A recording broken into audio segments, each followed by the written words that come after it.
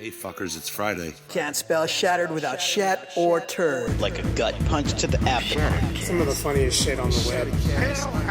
I call it a rock Fred. I like the cut of your jib, gentlemen. These 5 are the only protection we have. The best part of the show is the genuine Hasbro love. Good night, folks. And of course, Pat's weekly farts. Breaking news. It's very outside of the box. Nailed it. I love Friday. Bob's Bait and Tackle, now carrying Hasbro. They truly are your favorite podcast.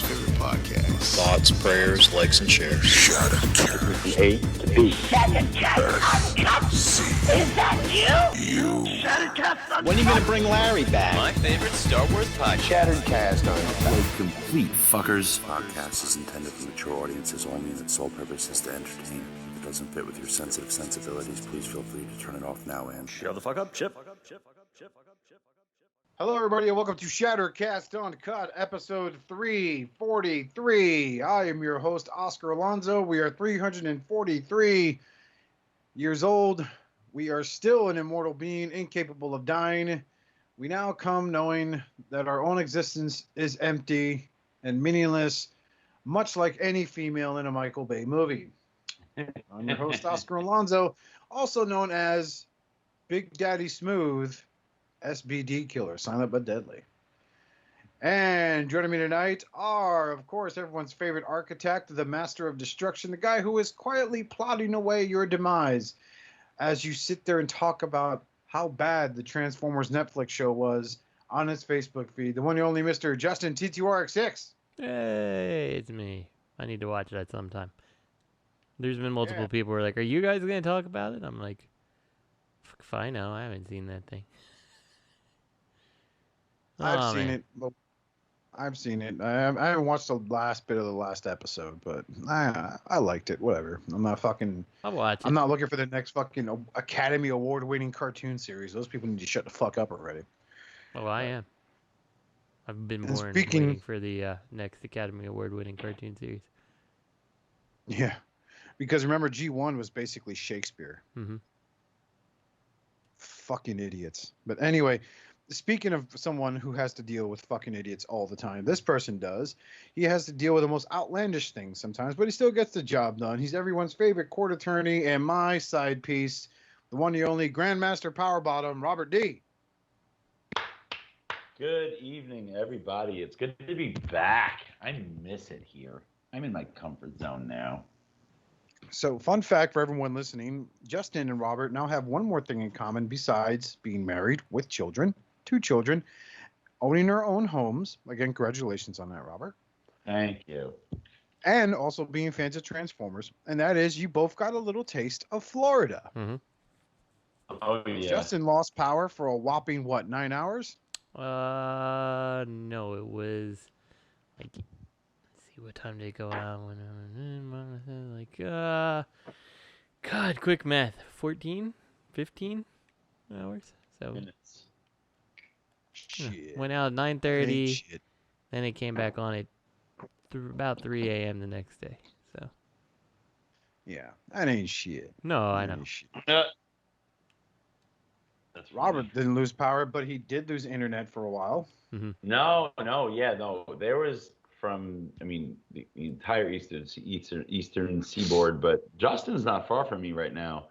And there's just a bay between us. Like, if we took a ferry towards each other, we could like touch fingertips if we reach out to each other as we pass by.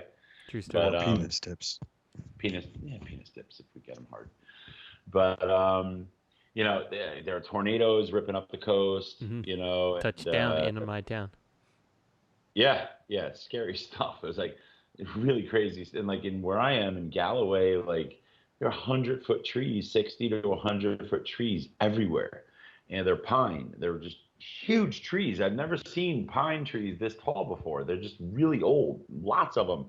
And the top of one broke off right by my house. And it was a long story. I was getting my garage door replaced because it was something my house inspector fucking missed before I bought the house. And there was no automatic door. And the door didn't work, even manually. So I had this company come out. This guy's like working on the door, and I'm taking a shit. And on the first floor, and I just hear, Robert? And I'm like, hold on. Did you flush after you said that? I was like, let me hurry up and wipe. And yeah, and then I come out and he's back in the garage. I'm like, what's up? And he goes, the tree almost hit your house. And he's in the garage. I go out and it's fucking huge. Like the amount of tree that was right next to my house could have been its own tree. And it was just the top like quarter of this tree. And so this guy's, I'm like, holy shit. And I look and like my phone starts beeping and it's like, you know, that's annoying. Everybody gets alarms, you know, notification on your cell phone. You mean the Amber Alert? But it's like a tornado watch, you know? Mm-hmm. Yeah, sure. You know, and I'm like, oh shit. And then the wind picks up even worse and shit swirling and trees are swaying and those monsters. And this guy's putting a garage door in. And I'm like, dude, you want to just bug out? He's like, no, I'll keep working. And, you know, I'm like, do you want to just, like, not do this now? Because he's, like, just halfway in the open. And he's like, no, I'm good. And you know, I'm not afraid of a little wind. You know, and he's got his like, commercial van backed up to the garage with the doors open. And it is swirling wind through the garage, everything. Like, my own house doors are slamming open and closed because I hadn't shut them tight when I was talking to him. It's not the wind, dude. Those are ghosts. I said to him, I'm like, listen, it's not that the wind is blowing. It's what the wind is blowing. And right when I said that, his fucking van door, his back door was like, wham! Like slammed shut. And this fucking guy almost falls off his ladder. It was just crazy. He finished the job and everything. I couldn't believe he did that. You know, I was terrified, you know, but oh my God. Yeah, this really wreaked havoc. You know, we're not recording on a regular night because of it, you know? I'll tell you a quick story. When we were doing a Hurricane Irma down here, the apartment complex I lived in, Hurricane Irma Gerd. Yeah. So when she hit here, we didn't lose power in my apartment complex, but it got really quiet. And then you hear that wood breaking sound, like when a tree falls over, right? It falls down. I go down my stairs. I look over, it sounds and this like the largest crack. It's like, yeah, you know? Yep. It's like the sound of a wooden baseball bat hitting a ball, but multiply that by like 100. But I heard the crack, then I heard a swoosh, and then I heard the woman downstairs named Patty. She was like, I could hear her from like my apartment. I go downstairs, and I see the tree has fallen. So I'm like, oh wow, that's you know, the little tree by the entryway of our breezeway, keyword being a breezeway, had fallen down in front of one of the entrances. So I go down, I'm like, oh shit. Patty pops her head out. She's like, and this is like an elderly, she's like, you know, she's that older, like you could tell she was a gossip queen back in New York. All right. Yeah. She was from Manhattan. So she was like, oh my God, how are we going to get out? And I'm like, Patty, it's a breezeway. There's another exit right there. Oh, okay. I'm like, freaking out for nothing. And then you hear another wood crack, and then I heard a car alarm go off. This is when I like almost dropped the brick because I was like, oh shit, that sounds like my car alarm. So ran upstairs, grabbed my keys. I look up on our balcony, look over. My car's fine, but someone else's like Honda Civic got fucking ate a piece of fucking. They weren't big trees. They were like shit. I'd say maybe 12 inches in diameter. Right. You know, that's still pretty big, but the ass end of the freaking like of the trunk of the log of this tree like hit this guy's Civic and fucking busted a window, caused the alarm to go off. But honestly, that's like the most excitement I ever had in all the hurricanes I tolerated. Besides that one time I thought it was a great idea with going out with a bunch of friends on a hurricane night to go eat at a restaurant called Aunt Fanny's at like 1 a.m, and you could see these city lights just swinging. It was just, and you know those Aunt Fanny's, yeah, is the name of the place. But the street lights, the stop lights were just swinging like it was no one's business. But that's about it. Like, you know, thankfully nothing like a Category 5 never hit landfall and shit like that. So whatever. Mm-hmm. Well, it's your fault that me and Justin got hit this hard because they said it really hit Florida as hard as it should have. So it didn't lose enough energy. So shame on you. Yeah, exactly. Oh, well. terrible. I'll see You you know with what? You know what cracks me up about things like this is like when we did have internet. Because in the morning, we did have some internet. Before it all, even our cell phones went out. But like, we lost power, so we're just in the basement hanging out, looking at Facebook through our phone for a little bit, and like people are so ridiculous. They're like, it's like, look what it did to my furniture on my patio. Like, you didn't think about putting that away prior to this thing hitting. Like, here's my umbrella tipped over. Like, meanwhile, some dude's lost the front of his house and you're bitching about your umbrella, yeah. People, they crack me up. Even down here when I forgot which hurricane it was that barely hit us, and like the running gag for Floridians was to share a meme of like this lawn chair knocked over on the grass, like we'll never forget, respect, hurricane, whatever. And I was like, fucking kidding me. But it is what, and it's always the same thing, right? Like no matter where I worked here, whenever a hurricane's about to hit landfall, and was like, oh, so we get to go home early? It's like, no, dude, like it hits on Saturday. It's Friday afternoon. Why would we get to go home early? Or my favorite is, I need to assess the damage. It's like, bitch, you rent. Can you get to your car? Yeah, well, get in your car and come to work. Like, get out of here with this bullshit. So, that's just how things work. But nevertheless, let's move on to, did anybody get anything? Justin? I did, from Paul, all the way up in Rhode Island. Very great person that I enjoy talking to on a semi-regular basis.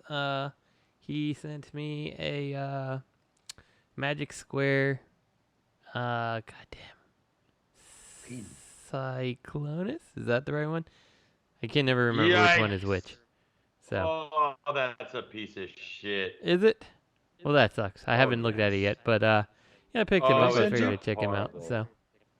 It is the worst figure Magic Square has ever released. Does he scale with the is it DX9 Galvatron? Nope. Well, that's even more disappointing. Big. But his alt mode is trash. It's okay. I'll check it out, see how it is, and we'll move on. So. Oh, you talking about Space Skimmer, whatever his name is? Yeah, it's something. I don't know. Here, you and your third party names. Fucking Cyclonus. I don't know, but I try to remember them, dude, because if you sit there and you tell someone, yeah, man, this is like, X-Transbot's breakdown. Oh, you mean Crackpot, whatever the fuck his name is? And it's like, no, it's breakdown. I don't know what his fucking name is. And even like I stopped giving a shit what their names were when like TFC came out with Hades. Mm-hmm. I was like, the only one that stuck for a while for me was the Toyworld or TFC Hercules. Like there was a point in time I'm like, God, what's his real name? I do that with all fan story stuff now. Like I got that does Lucas, and I got Willis, and I got and Sheridan, and I can't remember the original names. So I'm looking at a picture of Cyclonus, and I can definitely see where the jet mode is lacking, but the robot looks okay. So we'll see. We'll check him out. I got a good price on him, so I'm happy. So that's all I got. What'd you pay? How much you pay, buddy? I'm not talking about how I paid. No. Fuck off. That's like asking, who do you vote for? Mm-hmm. Oh, God. Especially in today's days. Robert, what'd you get this week?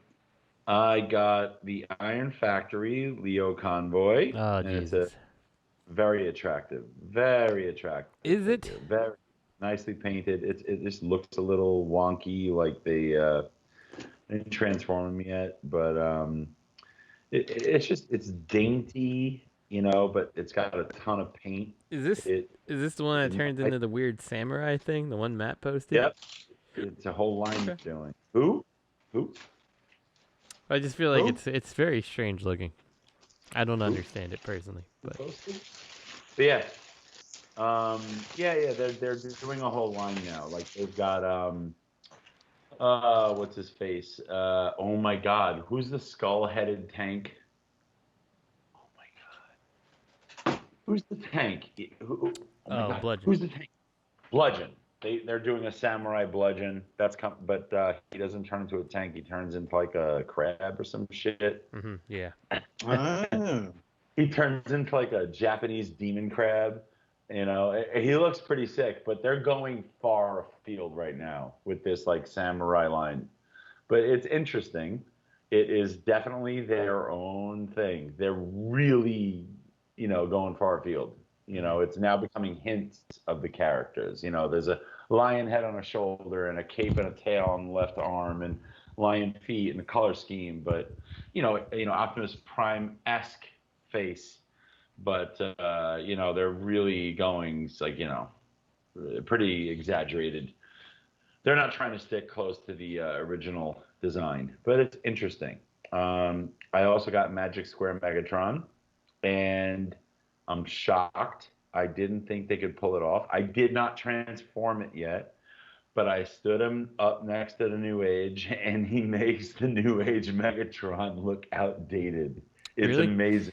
See, because when I saw the pictures, and this is based on what Matt sent, like, I still looked at it and said, it's exactly what I thought the problem with Magic Square would be. It looks boring. It doesn't look right to me compared to the New Age one. Now, in hand, right, it just like the Prime, I don't know, the color scheme, they're going for the more simplified color scheme, but it works on the scale. New color pop, but no, it's good. I mean, it's good that you enjoy it.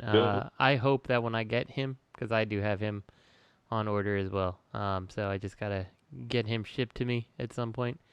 But like, there's just things like I felt like his head looked a little squished and stuff. Like maybe that stuff will just go away. Maybe it's just kind of how he kind of looked in the picture. So, and I'm willing to assume that's possible. In hand, it is aesthetically more well-rounded.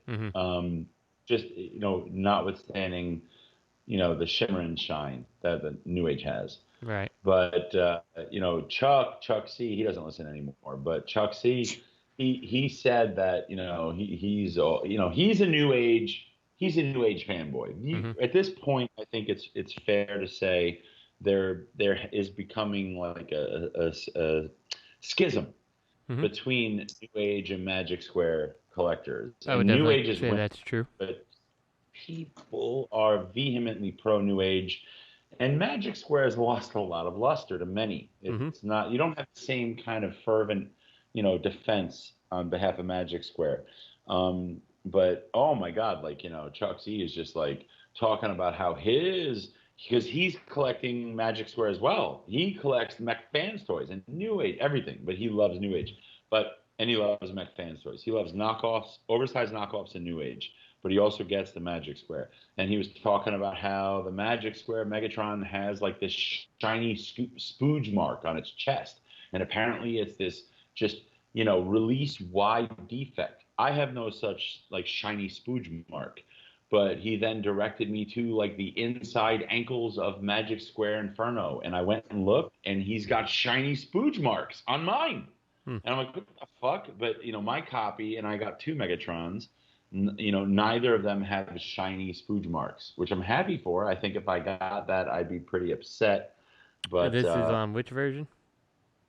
The Magic Square Megatron. Okay. Just the release. They're just saying, people are saying that some of them have this defect. I don't know what it is, but mine doesn't. Neither of mine do. I got them from the same retailer, so I don't know if that's the issue. No idea.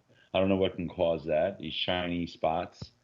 But almost as if they put some type of finish, like on a spot incorrectly when the rest of it's not finished. So I don't know.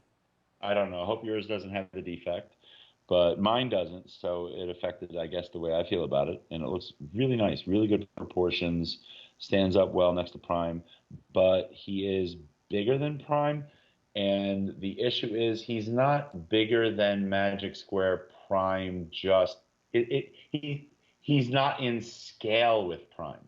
It's okay to be bigger, but still in scale. But he's larger in scale, slightly, but it's palpable. So I'm not okay with that. Like, they're still having fucking scaling issues, and it's just, you can't do that anymore. What the fuck are you doing? So it's not much. But it's palpable. You could tell. I got 2 hunks. I got the Hunkinator, and he's How is he? He's in my stash. I haven't shipped him yet. Beautiful. He's beautiful. He has a waist swivel. At this point, even Bobby Fuckface is talking about problems every time a Fans Toys figure comes out, and it doesn't have any such problems. It's articulated. It's pretty. It's solid. It's nice. I don't know what anybody's problem is.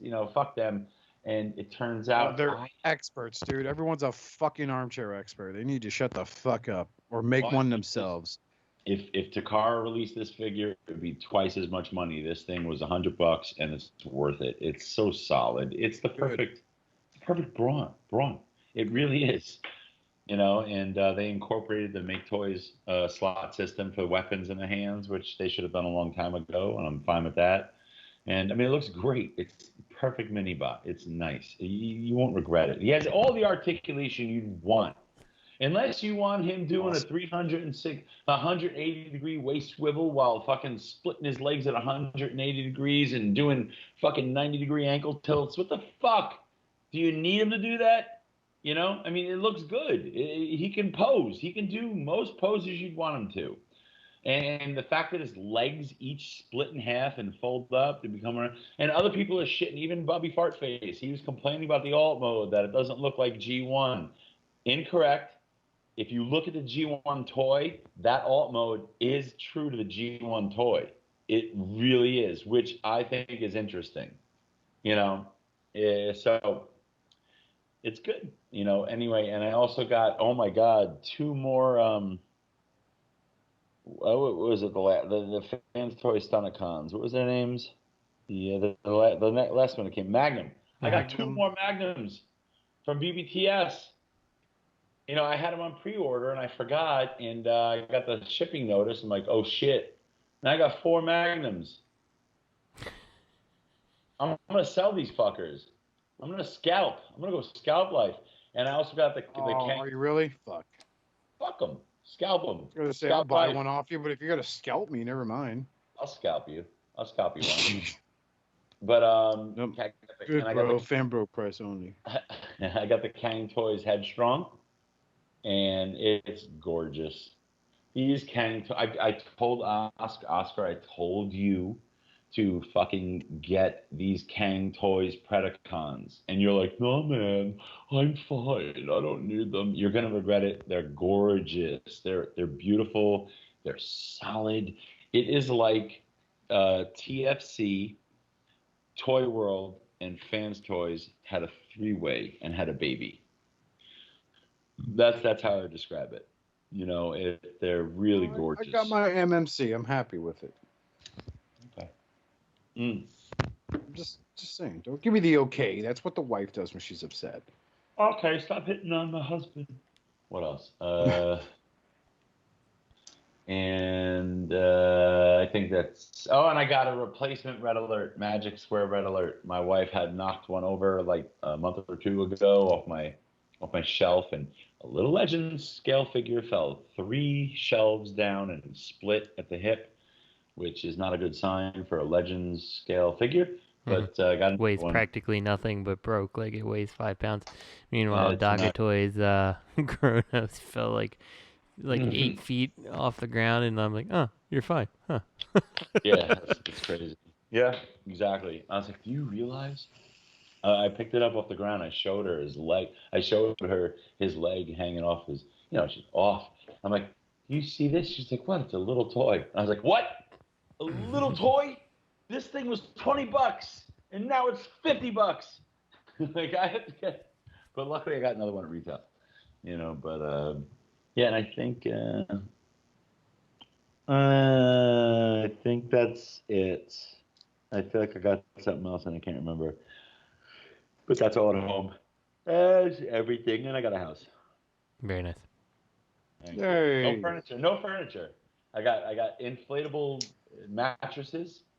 I set up my office, and that's where I'm doing the show from. He's got an inflatable computer, an inflatable desk. And I have an inflatable secretary, and no furniture. Oh, yeah. Yeah. You had me an inflatable secretary. I had a serious deadline, and I put it off to the last minute, and I ran to Staples, got a desk, a file cabinet, a printer, a fucking paper shredder. I got everything, and I brought it all here, and I built it all in 2 hours, and I met my deadline by 6 o'clock. It was like a fucking Christmas miracle. Yeah, and that's about it. I'm closer to Justin. I feel smarter. Mm-hmm. I just feel smarter being like just an hour and a half away from. I've heard that to be a true statement. It's wonderful. It's a good feeling. Oscar, what did you get? I didn't get anything for me. I did was able to hook up my buddy Ryan, who's played Fortnite with us. He's in the market for the G.I. Joes. Oh. So he was looking for a roadblock, so I got him what they call the Kimbo Slice roadblock. The one with the big beard. Did he file a PayPal claim against you once you sent it to him? No. This isn't roadblock. Got Jim Kimbo Slice. File a PayPal claim.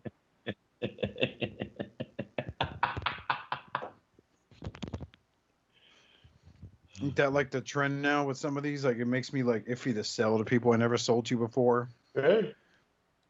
You know? Yeah, that's like sell it to him. It gets us. You got to file a claim. Fuck. Yeah, that's the downside of eBay. Like, what makes it kind of scary to sell on there is like there is no actual protection for the seller. Like you could list something as broken, you know, in an eBay listing, and say like no returns. You know, like just I need to get this off, and then like if you put no returns on it, like. If you don't accept returns on eBay, like you will get hammered by eBay if they say there's a problem, you know? Really? Yeah. So the best, and like, and eBay will also be like, if you want to, or if they want to dispute it, like you need to send them the label so they can send it back and all this shit. It's like, so if you, like, no matter what you do, you should always sell on eBay as returns accepted. Because it forces the buyer. That's the only way to force the buyer to pay the label. I'm like, why the fuck should I pay the label on this? Like, I didn't break it, you know. So I'll tell you what. The last time I sold something on eBay, and Justin, this is gonna make us go back. Was I sold my Fans Project Smart Robin? Mm-hmm. Ooh. Yeah. Mm-hmm. Oh, I remember. So, yeah, and the thing was with him, you had to push his hip down to make him lock into place, right, and still get that waist articulation. And this guy came undone under shipping. He's like, "Well, it's looser than I'd like it to be. I want my money back." Mm-hmm. Fucking whole big fiasco happened where I was like, I was very meticulous in my statement. Hey, I don't do returns. This is my private collection. I'm not a business.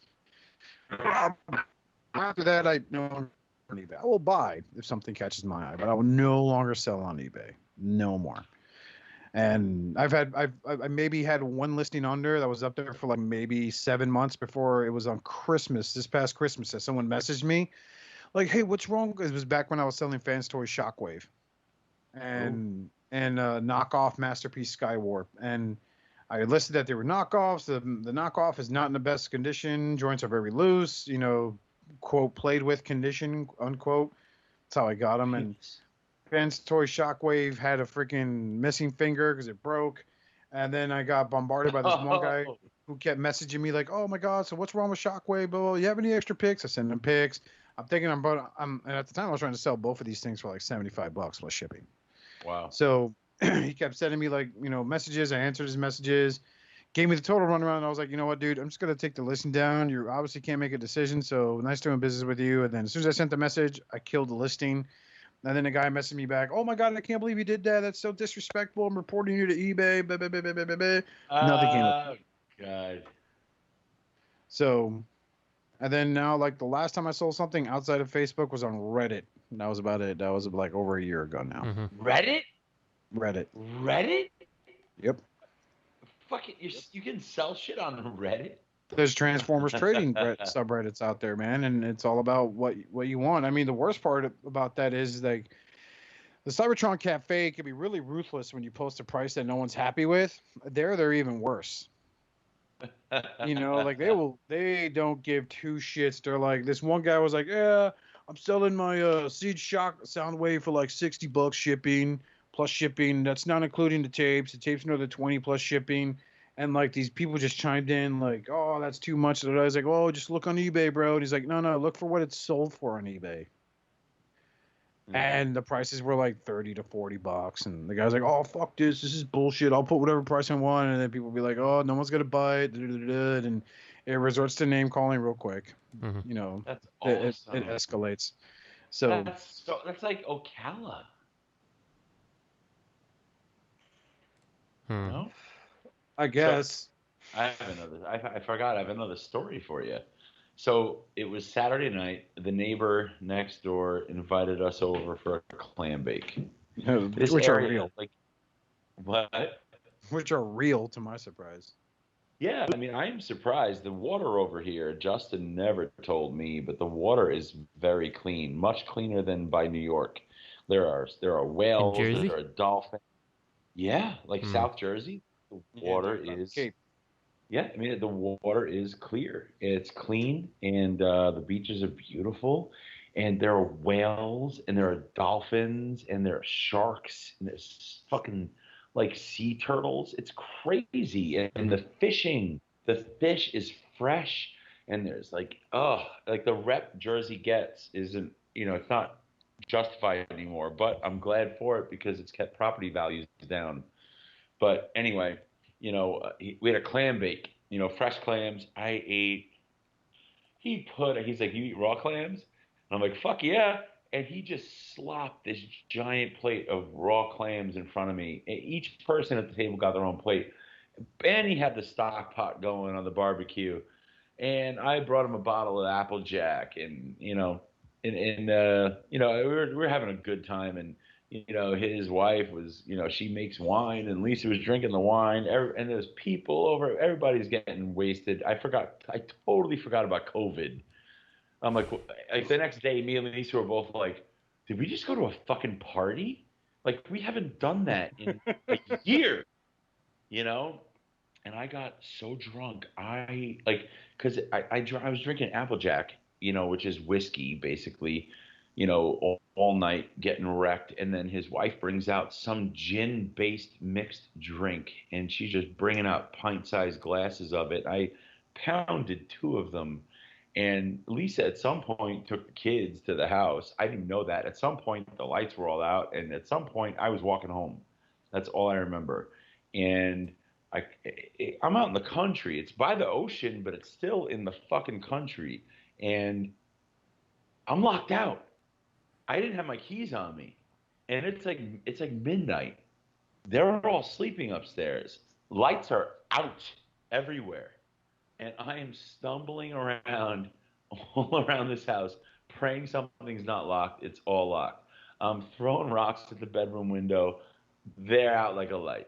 And I was outside this house for 2 hours, like stumbling drunk, like blackout drunk, like where I would lay down on the ground outside the house somewhere, just praying for the sun to come up. And then just thinking about another possibility and willing myself to get up. At some point, I fell, got all cut up, and then vomited raw clams all over myself. Oh, man. I was covered in bugs. And that's when the kids open the door and see you like that. Addie! No. It was like 11 o'clock. So I'm here, man. 11 o'clock is super late. It was 11 that I came over here and the doors are locked and they had been sleeping for an hour at least, and it was like 1 in the morning. I thought about my neighbor's property again and they had a she shed and I just thought about the she shed. So I stumble like an acre and a half away from the house to their she shed and the door was unlocked. Everything's pitch black. It was like a walking nightmare. I'm covered in fucking bugs and I just go into the she shed, find a chair, and just go to sleep. Apparently, Lisa wakes up at 1:30 a.m. She's like, "Where's Dad?" And Scarlett wakes up and she's like, "He probably went to sleep at their house." she's cool, but Lisa's like, no, she thinks the neighbors were gonna eat us or something. Like she's all freaked out. So she starts scouring the property, both properties for an hour, and she couldn't. I think she found my shoes or something. She thought I was dead, and then she was banging. Everybody had passed out drunk, so she's banging on doors. You know, the neighbor's house. No one heard nothing. She couldn't get them up. And she apparently was giving up when she finally heard faint snoring coming out of the she shed and found them in there. You know, I don't remember any of this. You know, I just remember stumbling into the house. You know, but oh my God, that was quite the christening. You know, too bad when she found you like full of dirt and bugs and stuff, and she was like, "Robert, what happened?" You could be like, "I dug myself out." I dug myself out, babe. What's killing me is the fact that I forgot that we had the Ring system, and one of the cameras was in the bedroom, and all I had to do was intercom them the whole time. Mm-hmm. I could have woken them up. Like it was all entirely unnecessary. You fucking lush. Oh my God! Yeah, you ever? There's nothing worse than vomiting raw clam. I gotta say, raw clam mixed with gin and whiskey, it's got to be one of the most disgusting things you can puke up. So, and I don't know where the puke was. I'm like, did I puke in the she shed? I remember puking, and I don't know where I did it. You know, and I have cuts all over me. And Lisa was like, you know, I remember hearing whimpering on the ring, like she was like half awake. And she heard me whimpering to myself as I was laying there covered in bugs in the tub. You dug out of your own grave. Oh God, it was like that. But and I have bats on my property. I'm like, there's very little mosquitoes, and like I couldn't really understand why. Sometimes you get mosquitoes, but generally there are no mosquitoes. And we got like an acre and a half of grass. We got the pool, there's woods, and like we're hanging out at the pool, and it's like come sundown, dusk. You see the sparrows up in the sky, but then like as the sun goes down, you realize, wait, those aren't sparrows anymore. And then they start swooping down at the pool, you know, because they're eating the bugs that are like flying around the water, I guess. And there's a lot of fucking bats, and it's so cool. I mean, they're not vampire bats. They're not coming at you. They're going for the bugs. And I was like, Scarlett, we should catch one. I'll net it, you know, put a little leash on it. And then if I'm walking around the neighborhood and I see somebody with a dog, they could be like, I'm like, oh, you got a pet dog? That's awesome. I got a pet too. And they could be like, oh, what kind of pet you got? And I'll be like, I got a fucking bat, and like pull it out of my pocket. And it's like on a fucking kite string. And it's on a fucking kite string. And it's just like fluttering around. I feel like he's still drunk right now. After he gets his rabies inoculation.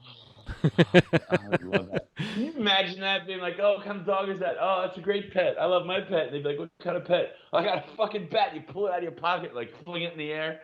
I would love that. I'm gonna try. Robert's bat only has one eye. That's mean. My dog has one eye. That's offensive. Hey, no, Robert has been known to lose eyes in animals. So. Oh no. I wonder if you're Maxwell's former owner. No.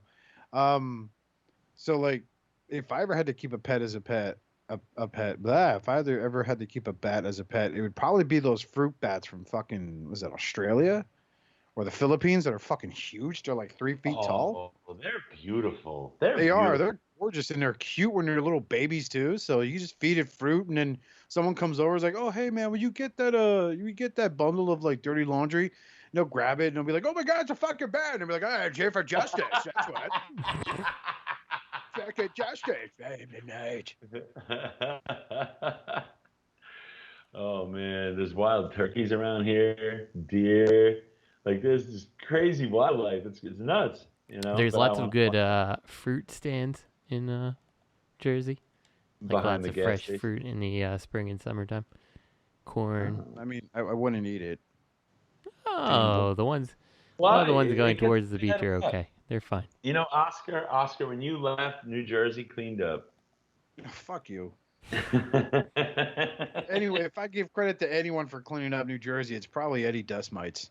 Mm-hmm. Like walking around, clean that shit up. What are you, a fucking pig? Clean it up. Clean it up. Ah, shout out to cleaning up.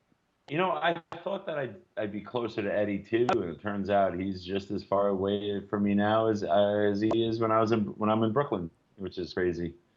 You know, but I'm close to Justin. That's all that matters to me. I feel much more. Like I said, I'm gonna talk to the wife, see if we can schedule a trip, because I could go up there, visit you. Yes. Visit my childhood friendship. Knock out 2 birds with 1 stone, and still go back home to Jersey. Especially just I want to wake up to like a September morning when it's cold out. Now when it's like, oh, it's 90 degrees. Cool. I wanted to be like, I need a sweater. You can come here. I miss Jersey winters. Stay in the shore house, and Justin would have to come visit me then because you're here. And, I'd make it happen. Yeah.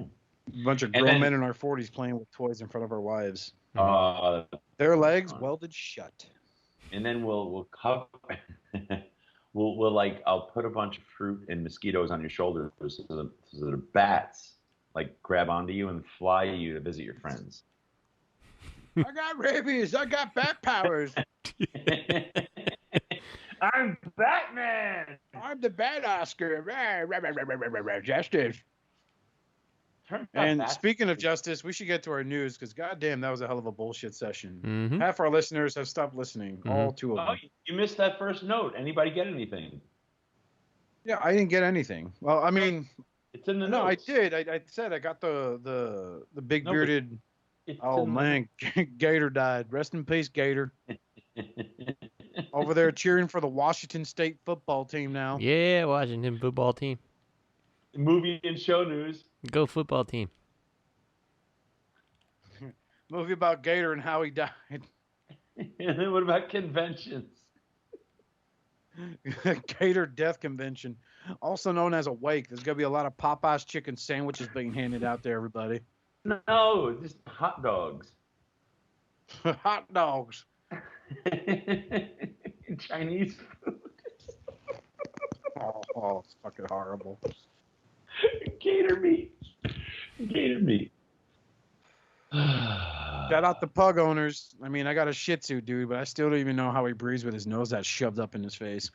That's all I hear sometimes. Does he fart a lot? I say what? Does your Shih Tzu fart a lot? Not around me. I mean, the whole time we've had him, which is a few years now. now. In front of you, Oscar. No, he's done it twice in front of me. Like, and they've both been the same occasion. It's like because he has one eye, so when we take him out at night, I gotta carry him down the little stairs off our deck. So sometimes I'll pick him up and I'll just hear like, and I'll be like, dude, all right. And he's just like, I gotta pick you up. Fuck you.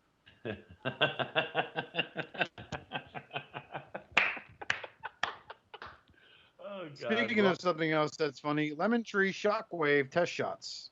Fucking, what's it called? The purple potato? Yeah, something like that. Yeah, something weird like that. I feel like every time we see it, it's a different name. I don't know. It's so stupid. It's so stupid. Like, I still stick by the statement that, like, if someone wanted to do this, like, why wouldn't you just focus on, like, I feel like you could be successful making, like, ships from Transformers G1, right? Like, non-transforming, like, really hyper-detailed. Big. Model ships. Yeah. Hell yeah, you could even do it, like, Flames Twist style, make it, like, a model. Like, I remember some of the, there's a couple Gundam models of, like, some of the various, like, base ships in Gundam. Like, you can get the white base, you can get the one from Gundam Seed. Those are 2 I can think of. I think they've done another one. Like, that'd be awesome. And, like, you know, like, with little details you could take off and see things inside and stuff. Like, hell yeah, that'd be awesome. Like, we don't need one that turns into Shockwave because, like, now you got a shitty-looking Shockwave and you got, like, a kind of shitty-looking ship, you know? It sucks, too, because, like, I see this, like, their other contributions they've been showing off look kind of promising. But then it's like that that all rides on the success of this fucking monstrosity. Mm-hmm. And it's unfortunate, like just looking at him from the back, you know, everything kind of like folds up in there and shit. And I don't know, he seems flimsy. I like the way the ship looks, but it's like there's one photo here. Oh, just past it. It's number 13 where his two cannons, right? Yeah. Are there, and it ruins the aesthetic completely. Mm-hmm. Yep. You know, and I don't know. I feel like they kind of ruined it. They really did. That arch, the arch of the wings is so nicely done, you know? And then it's 4 cannons, really. He's got 4 cannons in front. Mm-hmm. It just looks like it ruins it.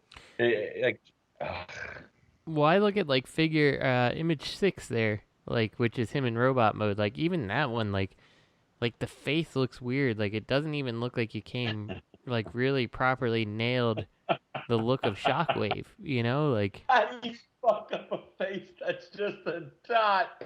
Yeah, pretty much. Mm-hmm. It is pretty funny. Like I actually didn't stop to think of that you fucked up a face that's just a dot. Like, but that's totally true. So, like that panel, like the panel that should be black looks like it's too far forward. You know? Yep. Oh my god. And I do agree with you, Oscar. I do think it looks flimsy because it looks like it's just like a bunch of panels that like it looks like you get this in hand, you'd be like, well, this shit doesn't stay together, or you know, something like that. Like, like let me bend the arms. Right, or... 6 panels come undone.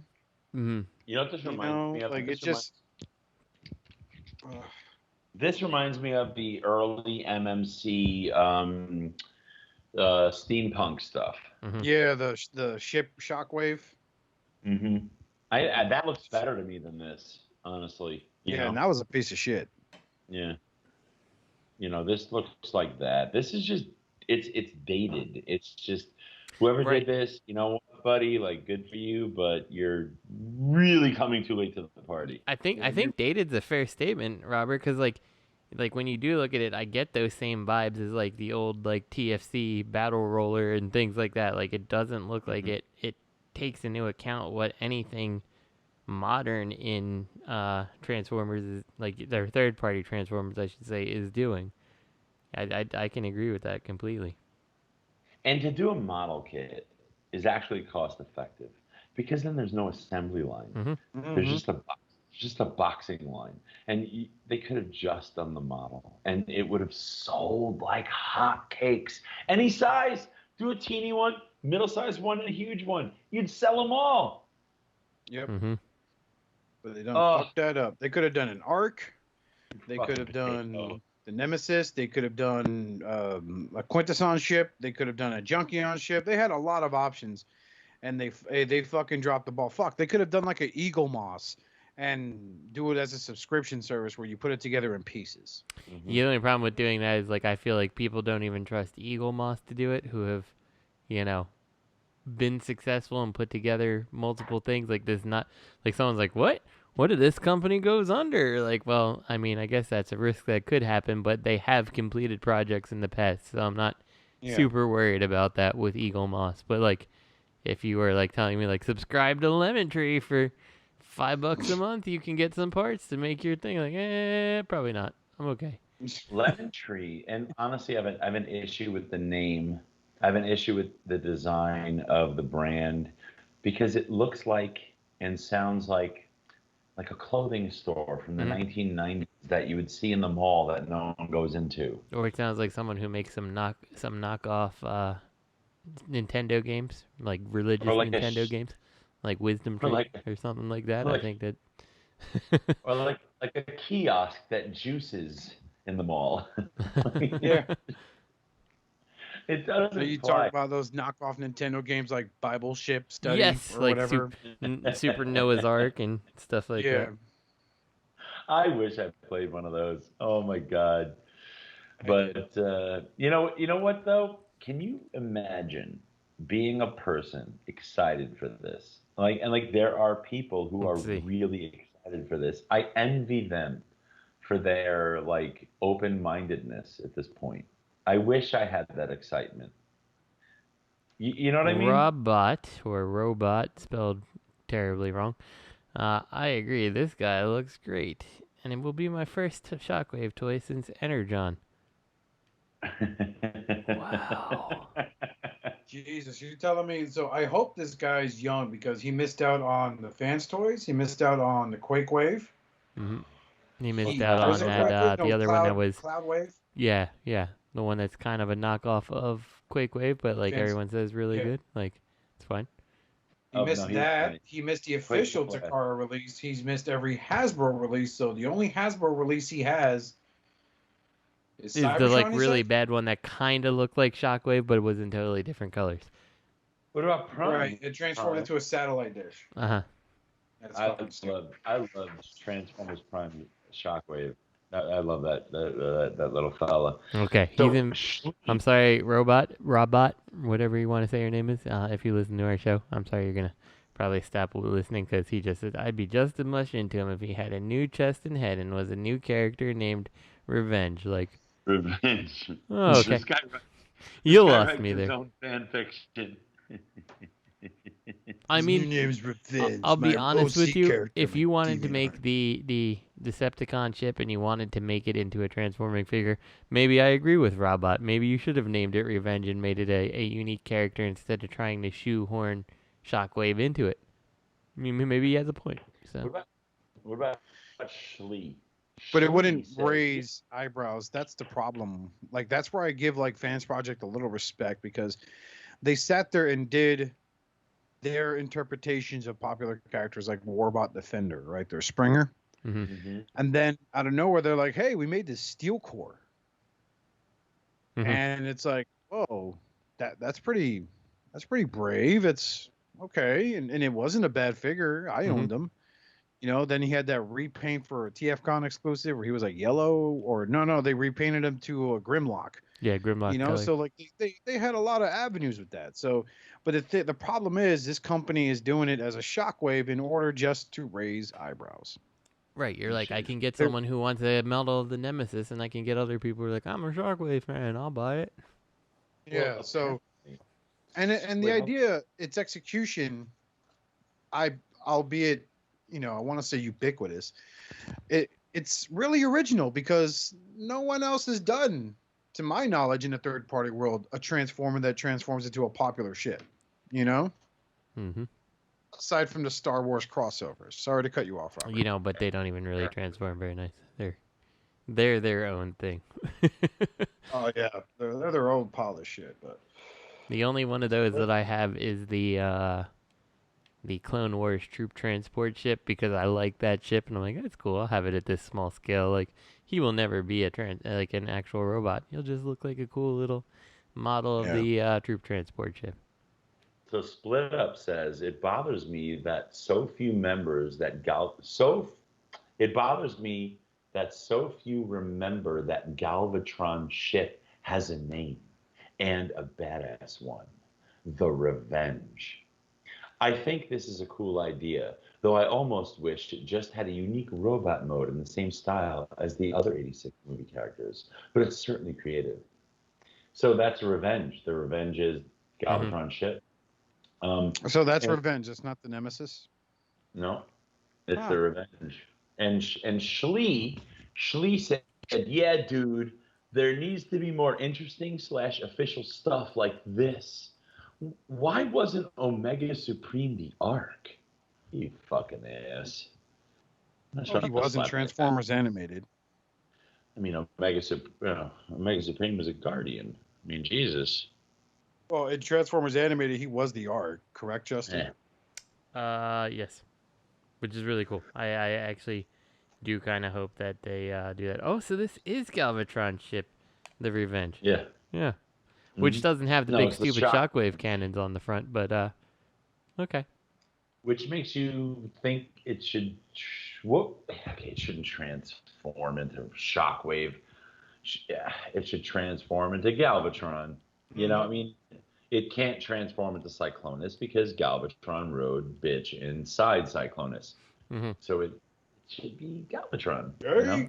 Yeah, like did Shockwave? It's been a while since I watched G1, but I do not remember Shockwave having any part past the movie. Yeah. Like he wasn't in the movie, I don't believe, and I just don't remember him at all appearing. He was in the beginning. Okay. I believe, as I recall, he was in the beginning, and that's the shot that people use to compare scale with Soundwave. That's what I remember. Gotcha. Oh yeah, in season 3, like during the first little arc when they were on Char, right? I thought that was the movie. When they were the movie, the one scene he's in the movie is, and the he's two smaller scenes than is in the Soundwave. beginning and then near the end when he's like yelling Decepticon scramble because they were under attack by Unicron. Decepticons, I need a lozenge. All right, what's next, Lemontree? Well, after discussing Lemontree, Purple potato. Oh, why would they fucking call it purple potato? Are they using just terrible Google Translate? You know, does purple potato translate to something badass in Chinese? The world will never know. Oh, Jesus. Purple fucking potato. Well, up next is Toyworld's TWFS-02 Hot Break, which is the World War II hot rod, as well as TFFS-04 Roadblock World War II Barricade. Gray prototypes. I think they look cool in their gray prototype form, but I don't know if they necessarily look like something I would really buy. Like that picture FS02, the one where it's like he's holding the two guns. Like he looks pretty cool there. I gotta give it credit there. It's neat that he's that posable, I guess. I mean, I guess it's not really that much posable there because he's just kind of holding the guns, but I don't know, it looks kind of cool. I'm not in. Well, they've been kind of nailing it out of the park with this like movie line stuff Toyworld's been doing. It's just old. Like, I mean, it's kind of just a concept at this point, you know? I mean, really, it's a concept. So, which is cool, you know? Go with the concept. If you know. I don't know. Yeah, I think it's fine. Like, you know, you're doing something different. The barricade wasn't Bumblebee this particular alt mode, or am I wrong? I don't know. I haven't seen that movie in forever, dude. Yeah, I don't know. It looks like he's the Volkswagen thing. Right. Alt mode. I think he was. I think you're right. Yeah. Thought so, at least. That was Adolf Hitler's favorite car, the Volkswagen's Oldschkin. The Sink. This makes me want to paint a pretty picture and get my feet rubbed by young ladies. Yeah, I mean, Bumblebee was the Nazi car, as I recall. Yeah, but I don't know if he was if the Volkswagen thing. I'm not sure. So that's actually what it was called. It was the Volkswagen thing. Yeah, that was the name of it. Was called. That was the official name. Yeah, the thing. Yeah. But on the bright side, Barricade comes with Frenzy and a little cute little chair and desk so you can make Frenzy do his homework. Yeah. So what's up with that too? Because they show, I think the hot rod comes with like a chair, like dollhouse furniture. Yeah. Goes with a chair and then like a nicer desk. Like what? Comes with a seat with and 2 little pillows on the desk and a jar with a thing in there. And then Barricade comes with a desk and a wooden chair, so Frenzy will do homework. No, this is to reenact the scene when they were locked, you know, under the dam, you know, and they were experimenting with the cube. Remember, and like there were the chairs and the desks around the glass shit, and they had the different little things in the glass, and then Frenzy was fucking them up. No, was that the first movie Under the Dam? I think so. I think that's what they're reenacting. Okay. Yeah, it's all the shit from Under the Dam, like, you know. So that's the little dollhouse time. You know, all they need is a wiki. Wow, Oscar.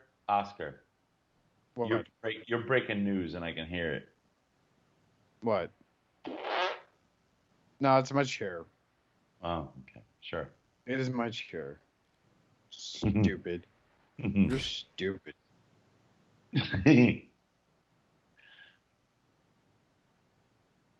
Justin must rip giant farts. Some days. Do you fart in front of your wife? Yep. What a man. Does anyone not? Oscar, do you fart in front of your wife? It's the other way around, dude. Like a lot. You fart out of your penis? No, dude. Like my wife breaks wind like she's fucking a black belt in karate. I mean, yeah, there's it the title happened of the first show. when we were dating. Like I'll never forget, we were sitting on my bed and we were watching TV, and she leaned up to grab her phone from this table, and she sat back down and went, "Burp," and I was like, "The fuck was that?" And then it just escalated to like, I don't know, man. Like I do too sometimes, but you know, she'll be like, "Oh my god, it's so disgusting, babe," and I'll be like, "Well, what the fuck? I'm sitting there hitting one note. You got a fucking full-on concerto going on over there." You're like, I have no eyebrows, and it's your fault. Man, that's funny. Sometimes she'll look me dead in the eye, and I'll be like, "I love you." She'll be like, "Brr." I'm like, "Oh, really?" It's. I will try to make them silent, and then I'll say, "I'll wait till I can smell it," and I'll say, "Do you smell popcorn?" So then they go, fucking and then disgusting. And they'll be like, and they always forget. They always forget. I always catch them. Anyway, what's next, Oscar? Moving up next is Fans Hobby. Go Hooter. I'm sorry, Go Shooter. Go Hooters. He's known as Ace Hitter.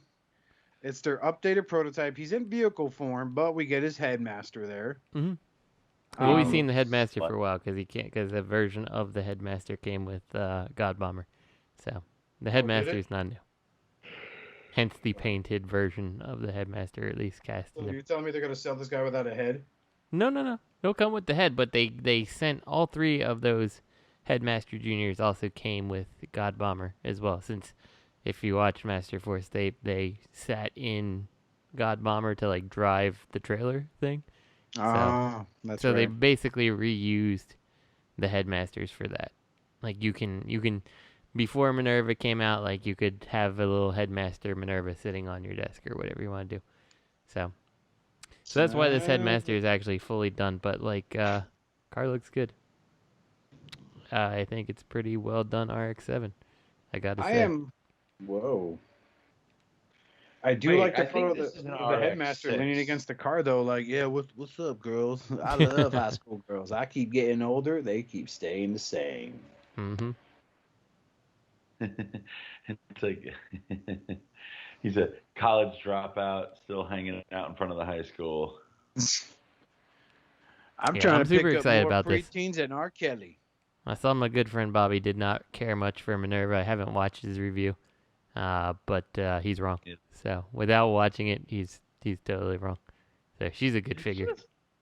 Yeah, I mean, it's just you gotta like the aesthetic. If you're all up in fans tubes, if you're all up in fans toys pocket, I mean, you're not gonna like this aesthetic. But it's still I saw someone commenting, and they're like, on Bobby's post, and they're like, I'm glad I'm not going in on this. Maybe when it's like $30, I'm like, dude, it's only like $50. Like, it's a steal. Like you're not like, if this was, a Fans Toys release, like I would expect it to be better, but I'd also expect it to be over $100.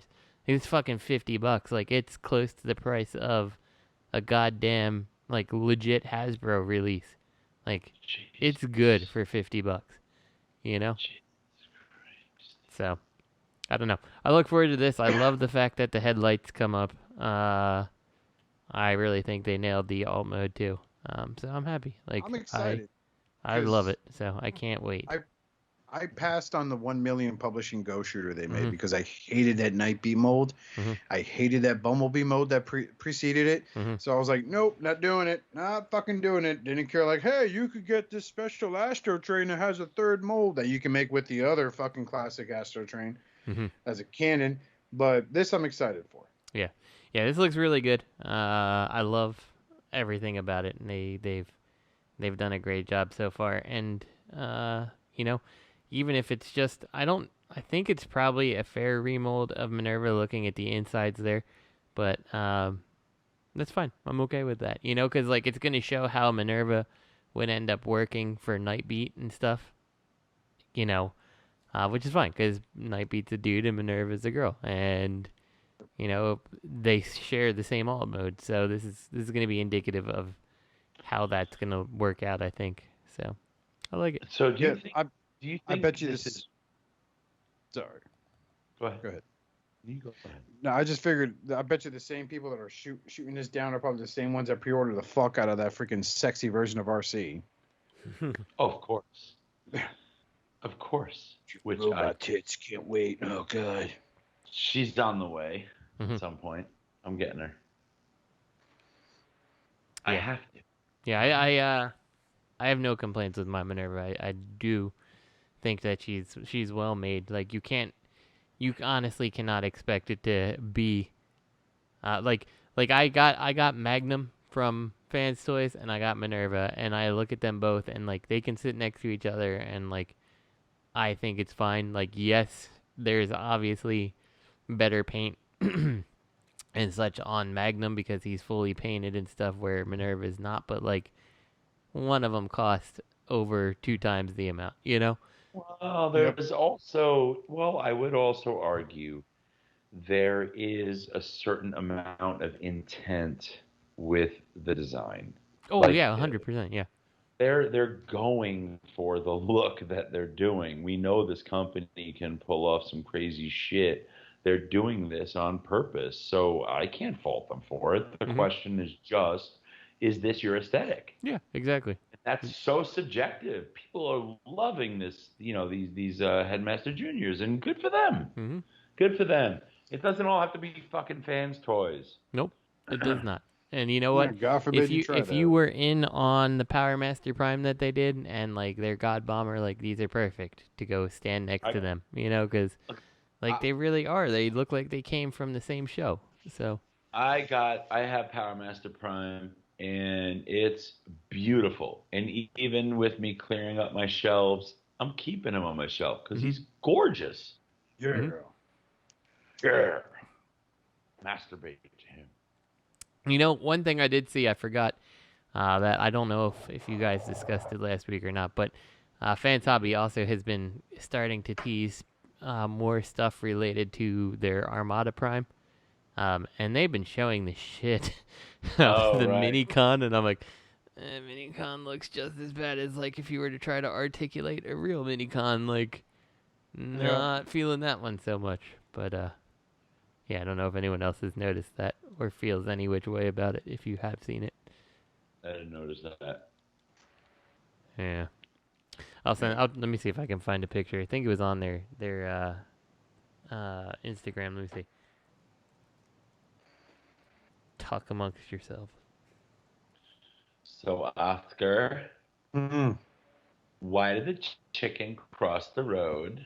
Because it wanted cock. No. He wanted to talk to the moron. What moron? Knock, knock. Oh, yeah. The chicken. Oh, no. I got put in my place. All right, here. Let me see. Can I save this picture? Will it let me? No. Okay. So I'm going to send a link. This is the link of the Minicon. Oh, God damn it. Come on.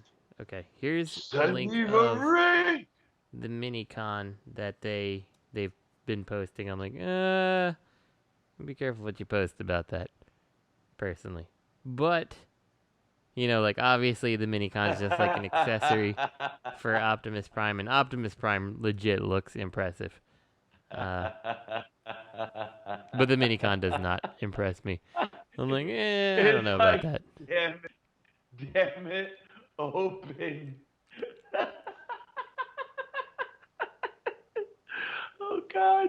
That's bad. Ooh, but that Prime. Oh, that's pretty. The Prime looks good. Like, he looks like, I think he's like 210. Like, he's too pricey for me because like I'm not into that Prime. But like I can see where he's worth the value, especially if you have nostalgia for that Prime. So I don't, and I think he's pretty. That's nice. That's nice. God damn it, Justin. Oh, what do you think, Oscar? He apparently does work with the original Minicons and stuff too, and he has the little bot mode, the base mode.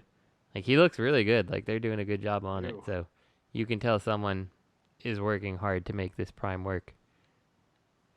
Ooh, that's a beefy boy. Mm-hmm. That Minicon is... Ooh, they are showing the shit out of that, aren't they? Mm-hmm. Damn it. He's like, damn it, open. Yeah, this Prime, though. This Prime is nice. Let me see. He's got a lot of flaps. He's got a lot of flaps. He does, but that Prime itself kind of has a lot of flap going on. Here's another one. Like, he's good. He looks pretty good. This is where reputation comes into play because, you know, based on fans' hobby, I know he'll be solid as fuck. It doesn't matter how much weight's on his back or on his legs, lower back. I know he will be a fucking super tight, well-balanced, sturdy Except figure. if you get the first version and then they go ahead and plan to release a Jetfire and shit like that logs on, connects onto it, and then they'll release a second version of Armada Prime who'll have better hips, and then some reviewer will be doing a review of the upgrade set, and you'll have the version 1, and your fucking hips will make them take a dive right in the middle of the video. Not that I have experience with that happening, but fuck you, Fans Hobby. Send me a new hips for my Prime. So Well, that's the only thing that I don't like is, like, you upgraded the hips, and it's like all the people who bought into your original Prime, you know, who like pre-ordered it and like supported you guys making it and stuff in the beginning, like you just like yeah, they made a second version of it who had like some minor upgrades done, but like it also had more strong hips to hold up the armor, because if you watch my God Bomber review, when all that armor gets strapped on him, his legs just have a hard time holding it. And like one of the people's like, that's not a problem with version 2. I'm like, then why the hell don't they send those parts with, oh, by the way, here's your God Bomber, and you may have the version 1. Here's these extra ratchets or whatever for you to install yourself if you want. Man, that sucks. Like, that's a stupid problem. I never got that add-on. Yeah, like that pisses me off. Like there's no reason for that. You should have added that. No reason. It's offensive. This is Armada Prime, right? Yep. Correct. Still nice. Mm-hmm. Even though you hate them. And what is nice is the new Earthrise figures in hand. Oh yeah, we're talking about a lot of Earthrise tonight. It's almost like there's nothing in the news except Earthrise. So enjoy. So here's Earthrise in hand things. I don't know what we haven't seen already. Like, this Megatron is old news, right? The Voyager Megatron turns into a tank. I'm sure. What about Double Cross? Come on, Double Cross. Oh, we're getting to him. Shit. He's next. Let's talk about Airwave and how he has that face that looks like his first words ever muttered were "Kill me, kill me now. Why was I programmed to feel pain?" He looks like one of the Goombas from Mario Brothers that just got squished. He looks like the type of mecha Oompa Loompa would pilot. Yo, What but that all. do you do if you're that invaded all- from the back? Load up in the mech and just prepare to attack. Wait. That alt mode is spot on. What is it? Exactly. But what's the next image where he's all fucking ripped apart? I don't understand. I don't get the image of his alt mode where like all the treads are facing up. So how does he move around? The treads are facing up. There's like a rocket thruster on the ground, and he just like scrapes along the ground. It's like Megatron's all like, see the gray trail there above him in that picture? That's him scraping across the ground, clearing the dirt out. Oh, it's so bad. I don't even understand what they were going for here. Megatron calls him what was it? Airwave to me, and then the other Decepticon's like, no, don't call him, and he just starts screeching. And they're like, oh, Megatron's like, what have I done? Why did I call him? I like how they like took special care to take a picture of picture 5, which is like, look at his gun, like Okay. Like, who cares? Like, That's his penis. exactly. Like that. When I look at it, I'm like, yeah, now you can attach it to that special little 5mm port on the front of your Optimus Prime or your Megatron. There you go. You see his actual face. You guys are wrong in image 4. His actual head is orange. You're looking in the wrong place. Jesus Christ. He's like, ah! I have 3 teeth. Ah! Why was I programmed to feel pain? Kill me. Kill me. Yeah, this is a weird robot, and I guess they're doing the same thing that they did for. Yeah, this guy makes no sense to me. They're doing the same thing that they did for like 6-shot and stuff, which is like you have some kind of weird alt mode, and then like this whole thing can explode apart and be guns and things for imaginary things for other characters. They're like, put his foot on here, and it's your hyper jackhammer slam something or other, you know? Like, I don't know. Assemble this cannon, becomes ground penetrator. You know what I like about the penis. cannon Shut too? the hell up, Billy. Is they show the cannon on his arm. You know, this picture's With no fine. Like, orange look at pegs. that. But then, like, when you look at it apart, you're like, oh, there's all these pegs, like, hanging off all over it. Like, you just can't see it in this picture. Like, because instead of making 1 cannon, we had to make it 3 cannons. Yeah. I'm going to take this guy's shorts and make a rocket pack. Or a double cannon. And, like, what is he? Like, he looks kind of like he wants to be, like, an aircraft carrier with, like, the 32 on the top and stuff like that. But that's the side that's on the ground per this picture. Like, did the person taking the picture probably was like, I don't know what the fuck this is, and didn't even realize that he's got treads that are facing up in the air. Someone's gonna buy this and be like, God, this is so awesome. Oh, I think you're right. He's just upside down. Awesome. Oscar, I'm buying this for you so you can make some kind of like big dumb toy review or something on it, and I like should, right? like he Oh, should I've show lost up the in piece, your you need to revive that the Detective Hound series, and he just like shows up like, oh shit, it's like like right across the floor. Don't worry, everybody. I brought my car. I'm Cybertron's greatest detective. Just like the sound of someone's nails scraping across a chalkboard as he's moving. Oh, I love it. Why would you use it as a vehicle, Detective Hound? Man, sorry, guys. Yeah, gotta say it better, cat. Cybertron's greatest detective. That car's a piece of shit. Yeah, this needs to happen. Totally. Oh god, I want this so bad now. Oh my god. So what else? So they also have pictures of the Alicon here, which I don't know. Did we see both modes or did we see just the Alicon? I don't know. We see both the robot and his monster mode. Have we seen them before though, or is this the first time? I'm not I sure. think we have, but never like in good photos like this where you can see him in up close in monster mode without having to zoom in. I don't love him.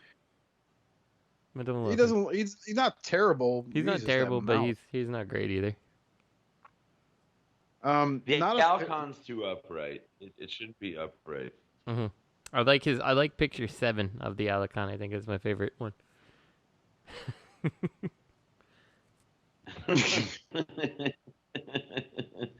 I'll swallow you into nothing. You'll bounce right out. They get bonus points because the head sculpt is dead on and figure number in photo number 3 for the Alicon. That's a great head sculpt. Yes, very reminiscent of its movie. The only time it ever fucking appeared.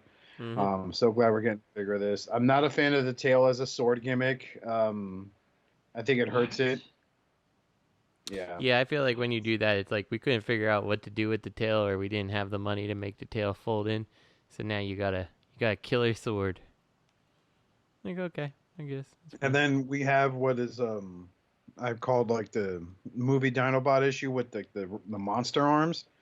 They basically fold to the back of the arm, and then you have the actual robot arm. So it looks a little silly. No, I'm starting to hate this thing the more I look at it.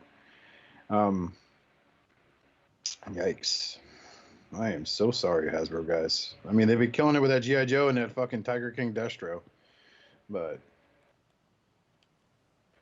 But this is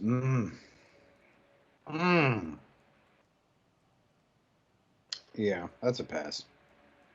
Well, what about Earthrise Megatron?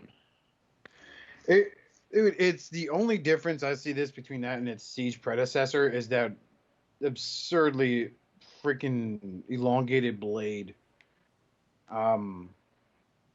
which still comes with the cannon port for his tank with the gun barrel for his tank mode, and it's a different head sculpt. Like there's not the layer of black over his red eyebrows that come out from the bottom of his helmet.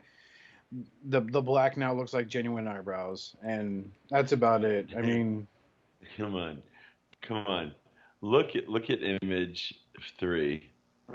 What the fuck were they doing? I mean, is this hand painted, or is this just? Are we all gonna get unique versions of this Megatron where it just looks like the blind kid's the one that applied the paint there?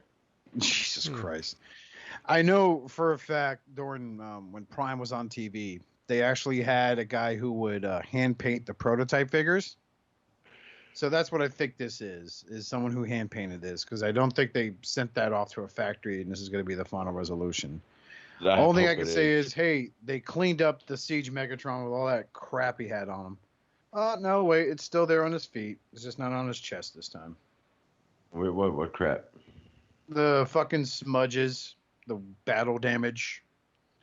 Oh, I wish he had lips. Fat, kissable lips. Big old DSLs. Justin, when you get to watch Siege, you're gonna get distracted by Megatron's lips. Mm-hmm. People made a big deal out of it. It's not really worth it, but it's still there. He's still got the kissy lips. Mm-hmm. I figured something like that was going on based on some of the things I've seen on Instagram. So, yeah, and whatever. The voice acting's great. And, I liked it. I'm sorry, people are complaining, and I'm like, why are you complaining? The voice acting's good. Anyway, whatever. All right, breaking news. What else? Up next, Work for Cybertron Inspired B, Optimus, and Elita 1. Yes. So this is interesting because this is the first time we've kind of seen an Earthrise Bumblebee, I guess. All right, that's New Age. No, it's not. That's a New Age B. They fucking knocked off New Age. What are they going to do, sue them? No, I don't think so. I think that is Cliff Jumper remolded, because you can see how the backpack has those same pegs that would hold into the hands of Cliff Jumper. So no, it's not. Like, yes. Doesn't he have Cliff Jumper's cannon as well? Yes, he does. Yeah. Actually, I didn't even notice that until you said that. So. Yep. I mean, it's cool. They've kind of got the Volkswagen Beetle look going on. Like, I guess that's cool. Yeah. And Elita 1 will obviously cram underneath her alt mode just like her sister RC. Mm-hmm. Just stuff that bitch in there. Get in there, bitch. And Optimus looks like Optimus. Yeah. Again. So I don't get this. So they say that this is, War for Cybertron inspired versions, but like, this Optimus doesn't look any different than what I've seen previously. Like, still looks like Optimus with all the crap all over him. Elita 1. Oh, no, he was just, it's not a new Prime. They just put him in there. That's all. Right, but I mean, like, what's inspired? Like, what, to say this, like, I get, like, Elita 1 and I get Bumblebee, but, like, why Optimus Prime? Like, why is that a thing, I guess? Like, what's, is it just that it's like a 3-pack, or? No, it's a 2-pack. It's going to be, Bumblebee and Elita 1 are going to be a 2-pack. Okay. A Walmart exclusive, so that's going to sell out in like 12 seconds, because people can pre-order 12 at a fucking time. Mm-hmm. Hey, for anybody who needs a Bumblebee, let me just let you know that the New Age Bumblebee has been knocked off in Earthrise size, and I would say it's worth it, because that's a goddamn good Bumblebee. It really is. Yep. It really is. I mean, it's nice seeing Elita 1 in a more decent scale compared to the last time they released her, which was in the Power of the Primes line when they recolored Starscream's body. So I mean, she looks very nice, but it's just those alt mode pics come out where she's just crabbing underneath that fucking alt mode. So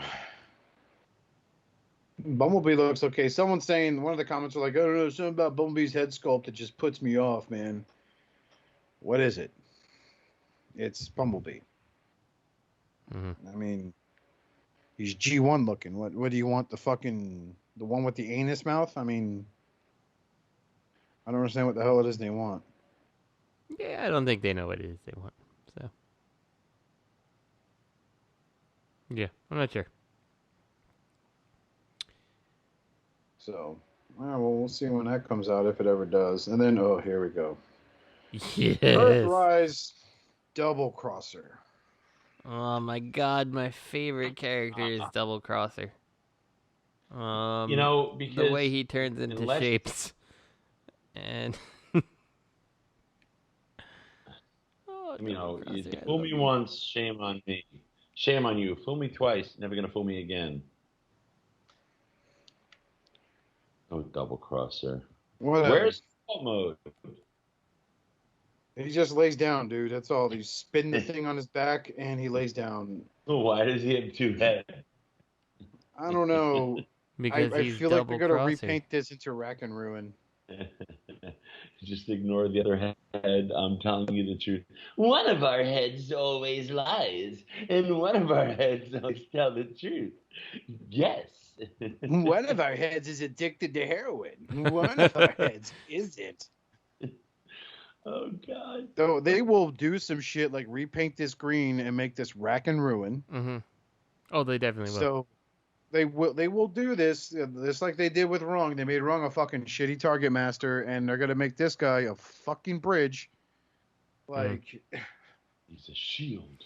What I like is that like his transformation step literally is like put legs together, spin back. Yeah. Transforms in 2 steps. Where do you see it?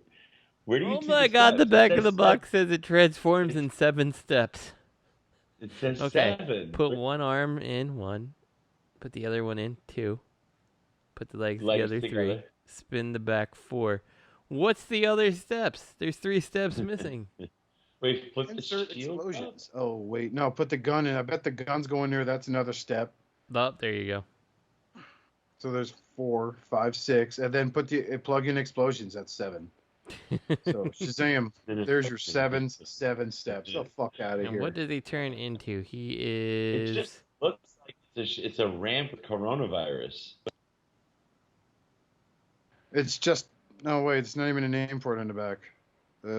Yeah, maybe you need the instructions to see what he turns into. I don't know, but this is pretty lazy. Defense shield, ramp loader. Yeah, like how Convoy I love how 19 he's made out of testing clear center. plastic, and he's gonna be clipping onto things like. Yeah, that's awesome. Yeah. Buy your I double like crosser it. now because there's gonna be a lot of broken double crossers in the future, and some kids are gonna be like, "This is my favorite toy as a kid. Mine broke." I can't wait for the It's the only Facebook toy my post. mom bought for me. In 8 months, you're going to see Facebook posts. Anybody have a junker double crosser? My clips broke. Mm-hmm. You have a junker? One idiot today was looking for a junker Ghostbusters MP10 because his came with like missing rubber tires, and he wanted someone else's Ghostbusters MP10 just so he could take the rubber tires. Why not just find a junker MP10? Period. Exactly. Yep. That's why he's a fucking moron. That's this fandom for you. Why not just go and find one of those treasonous KO ones and steal their tires?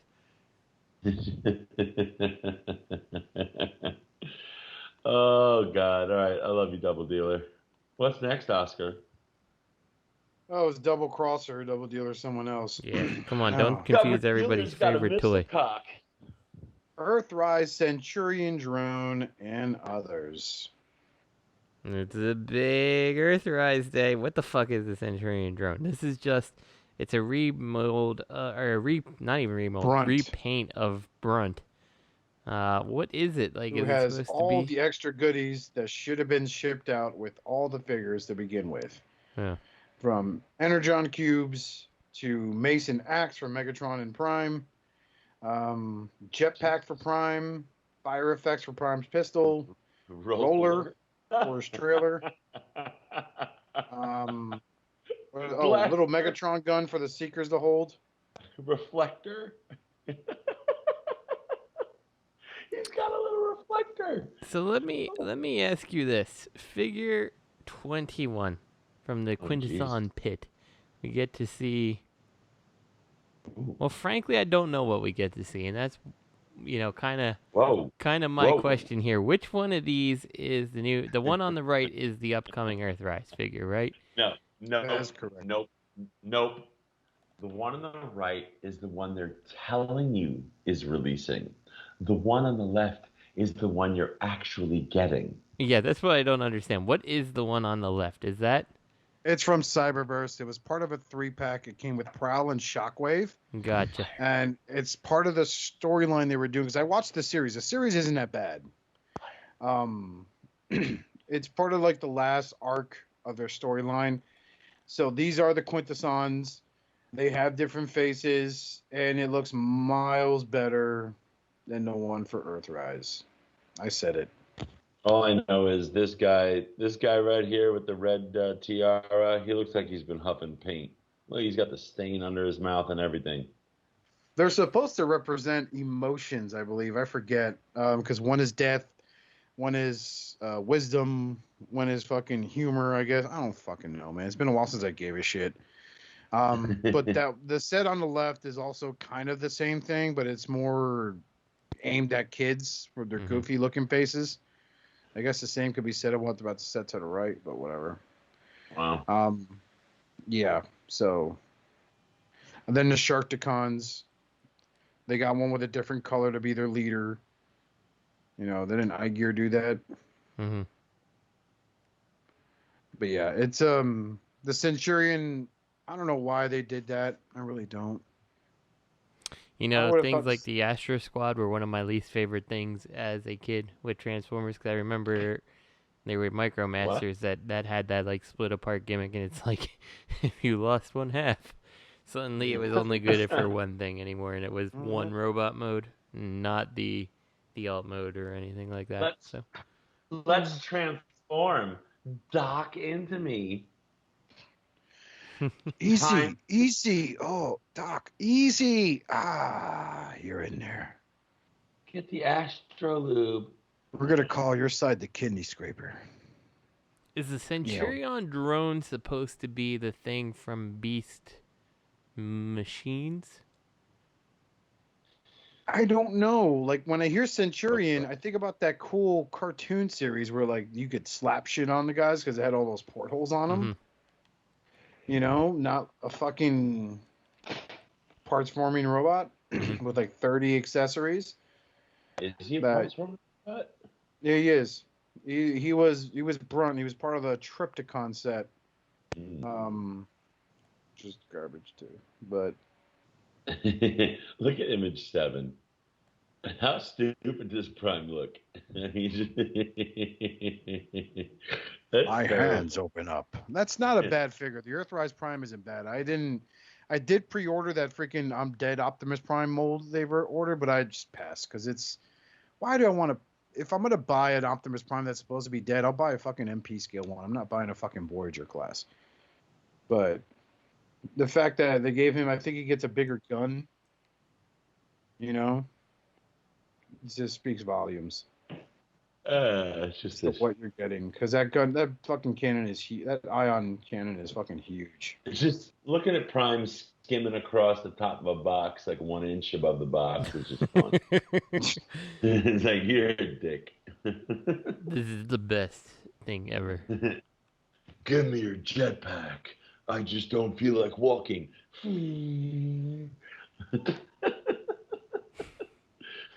Oh, God, Optimus, you douche. And Siege, I loved in Siege how Optimus was just, he was no match for Megatron. Loved it. Megatron's like, I can fucking fight and you can't. It's just great. So what about the, Ramjet Elite Seeker No, Seeker Elite Ramjet Dirge. So that's image It's 11. the Amazon 2-pack. Ramjet and Dirge. So we already have Thrust? No, Thrust is coming out later, but this is the Amazon exclusive.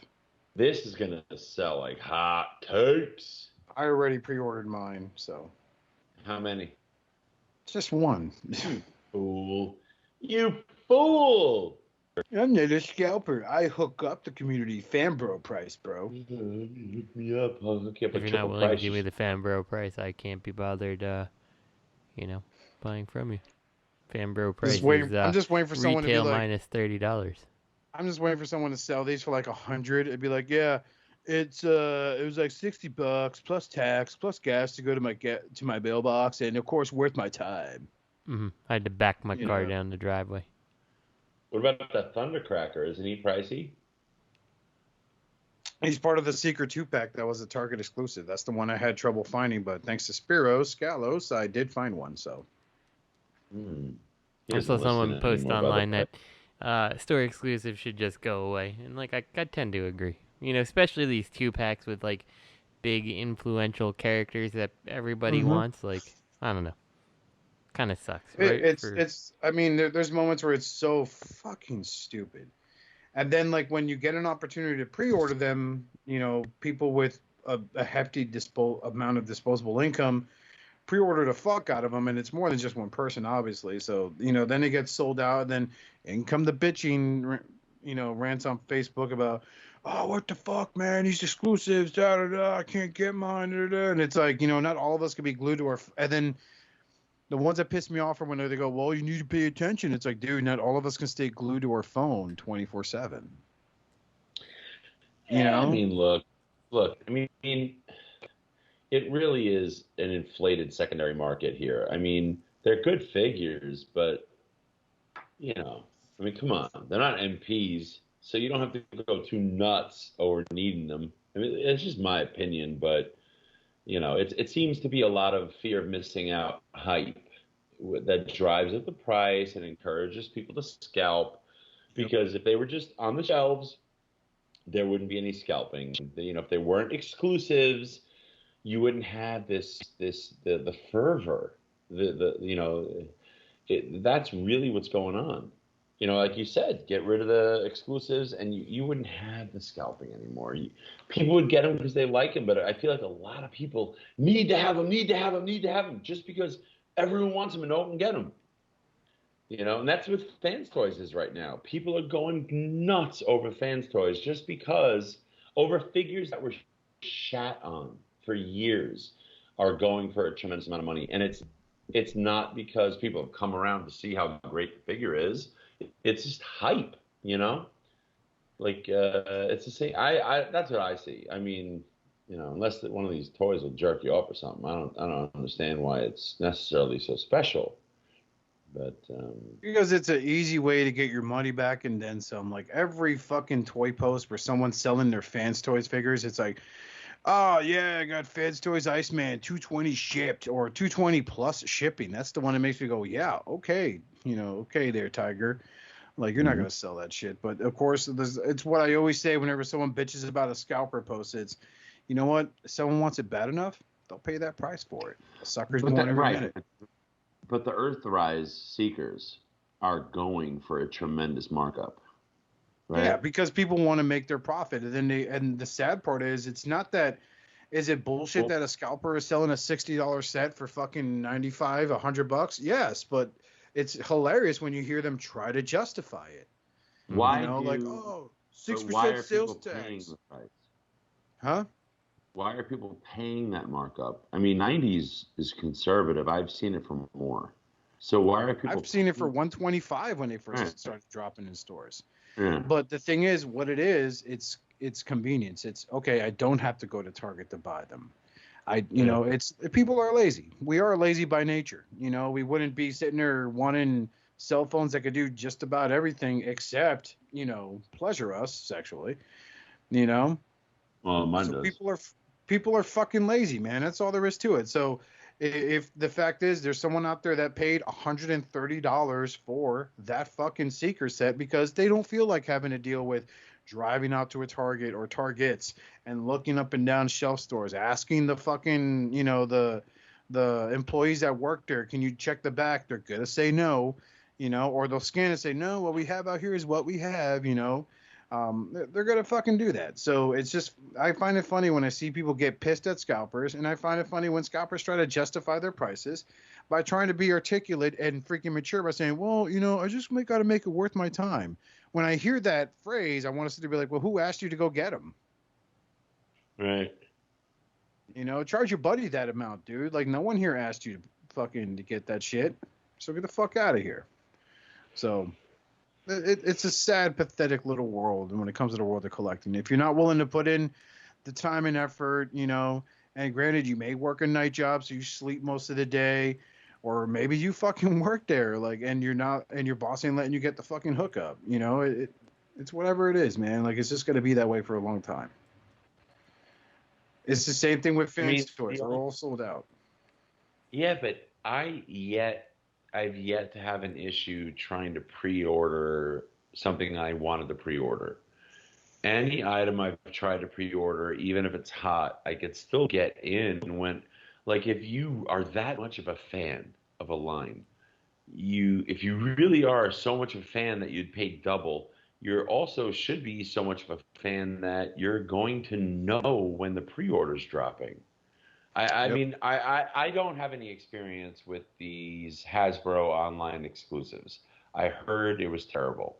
That, like, within minutes, the pre-order was sold out. That's crazy. Mm-hmm. I mean, Fans Toys isn't like that. Fans Toys, you only get that with Fans Toys with, like, once a pre-order sells out, and then the hype train hits, and then people start talking about how they missed the boat. Does anybody know where they can get one?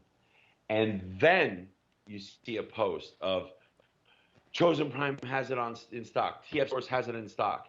And then you'll see, like, comments like sold out already.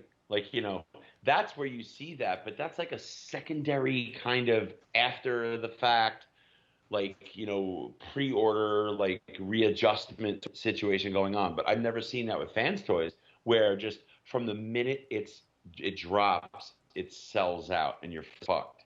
I haven't seen that. I mean, but it's crazy to me that you've seen it with this stuff. I mean, the only other time I see that kind of effect is with Flame Toys. When they're pre-order, they let everybody know way in advance. It's a little annoying because they tell you it's coming soon, keep a lookout. And then, you could ask them, like, when the fuck are you dropping the pre-order so I know to be looking at my computer. They don't tell you. And then they'll post on Facebook, pre-orders open now. And if you're on top of it, you jump on, and even then, you have an hour lag because everyone's flooding their fucking site, trying to buy pre-orders, but you'll still get it, Yep. And you have that, like, for example, the latest rage now is non-Transformer related is the He-Man retro figures that came out. There are people already buying He-Man and Skeletor and selling them for like $60, $70 for the set, when they're really, I believe the retail's like $15. You know what I mean? Same thing with, like, they released a Battle Cat, which is He-Man's, like, the big tiger. Huh? That's He-Man's sexual partner. Right. So whatever. He came out, and then people were like, oh, they buy him. He's $25. They're trying to flip him for $50 to $60. I've seen posts for $70 fucking dollars. And again, it's all the same fucking excuses. It's, I gotta pay this. I gotta pay fucking tax. I have to recoup for gas because I drove to these Walmarts, and I need it to be, say it with me, worth my time. Worth my time, scooping my arms off everything, scooping or everything like off the shelf. The pre-orders hit the fucking Walmart app, and people fucking, again, it's like Rodimus Primal sat there and said it on his video. The thing is, Walmart doesn't really have like a cap as to how many you can order at one time. So they could order 12, and then boom, that's how that shit sold out so fast for that, like, that Back to the Future exclusive that people were selling for like $1,000. Come on, dude. Like, I stopped giving a shit.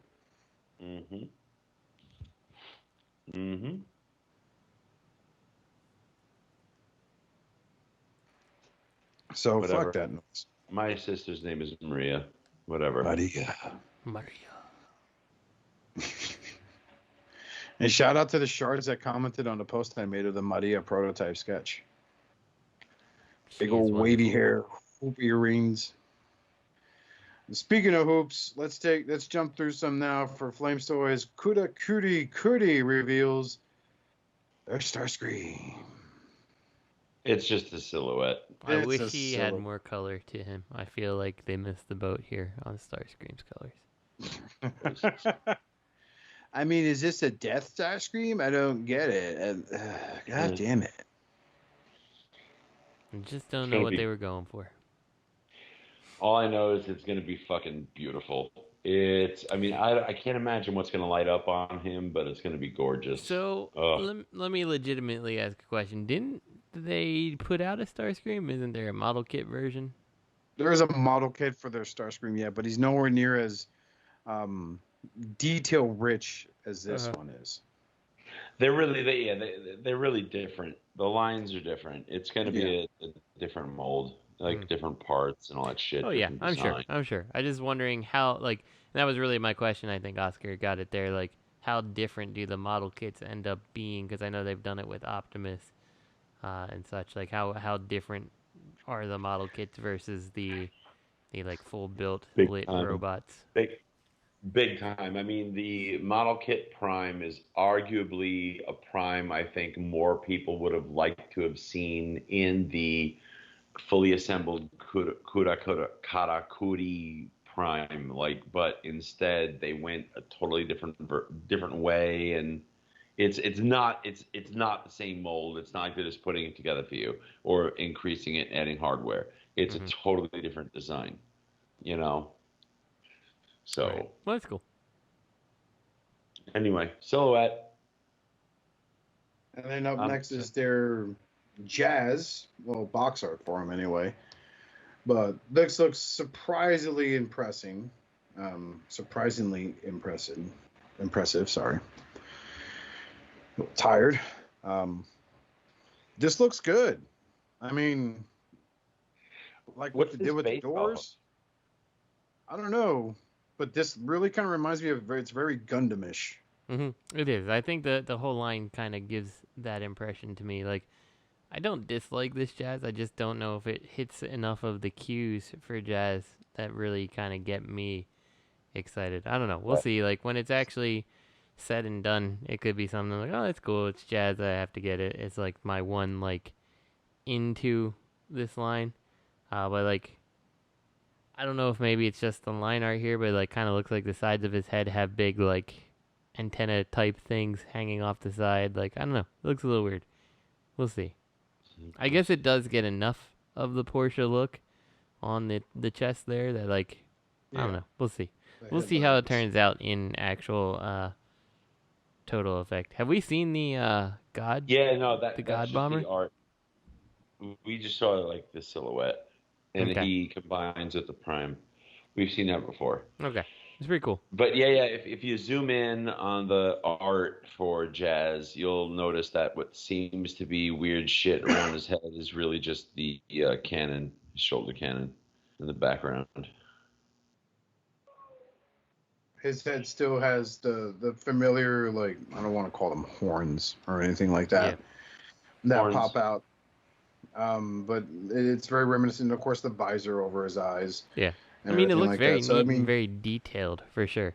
So it's something that I'll keep watching. For me, it's just like a lot of it's all too stylized for me to really be in on this line. But like, you know, I could see getting my one character and being good with the line, you know? Yeah. I mean, look, if you're gonna listen, I mean, the fact is, the resale value on these Flame Toys figures is significant. So it's almost worth picking up to see if it's worth your time, because you could sell them for double. I suspect this Jazz will if he retails at $250, $250 to $239 to $259. He's going to go up to $499 immediately upon release, because pre-orders sell out.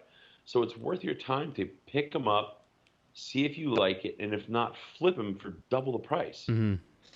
They all go like that. They all just, but you gotta get on the pre-order. And every Flame Toys release, their official store, D4 Toys, they have an exclusive, accessory or whatever as a bonus. They're not cheap, but you get the exclusive set, and you're the first to get the figure. Because it's like, was it Planet Steel Express for MMC? Was that it? Yeah. Mm-hmm. Where they would do like special things. You get a special gun and stuff like that, or like the hook for Carnifex, which fucking bad memories of that. Fucking idiot mails that out in a fucking envelope. Some are cool, some are stupid. Like the Megatron, in and of itself, is sick with his LEDs. He's the stealth bomber, and the exclusive is like a fucking suitcase for like a sniper rifle. It's so dumb. But Prime came with an insane axe. Like Star Sabre came with an LED in his head and extra guns or whatever. So it's kind of like, hit and miss with the exclusives. But if you've got the exclusive version, you're selling that puppy for a lot of money. Guaranteed. So I just think since if this is your character, Justin, it's worth pre-ordering once it hits. Sure. But you've got to babysit the pre-order. Mm-hmm. They sell out quick. Yeah, I can imagine. Like your butt. All right, what's next? Well, moving on next is going to be the Flames Toys Victory Leo Sabre. This thing looks more and more crazy every time I see it. Pretty cool. Yeah, now this is painted. They're showing the colored version. And yes, it looks fucking crazy. It does. What the fuck is that thing? Is that like an eagle perched on his back? That's part of his gun set?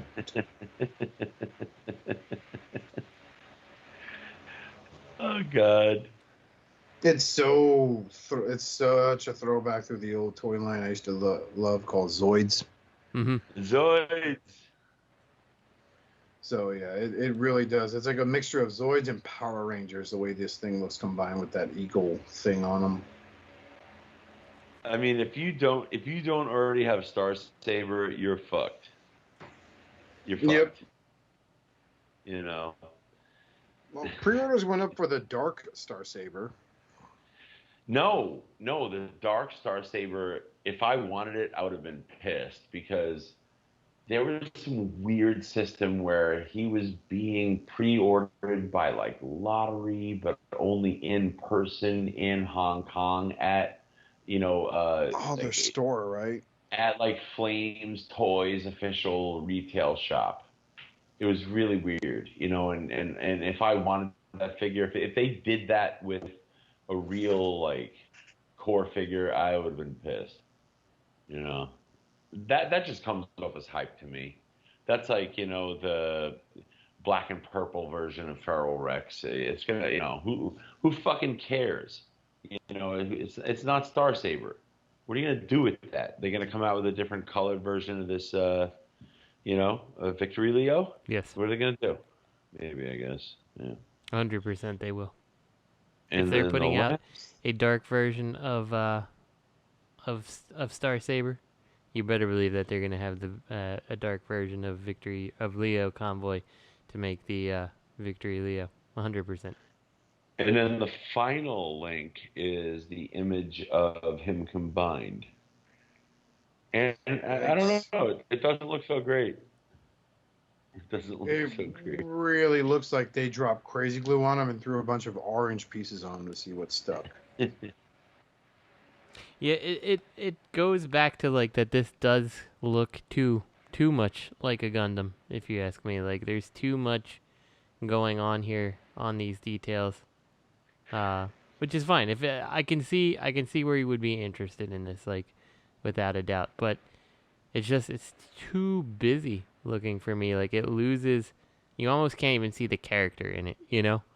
I can't see his face. Yeah. So, I don't know. It's fine. Like, I think there's probably people who are probably really excited about it. like this probably ticks every single one of those boxes, but unfortunately, it's just not for me.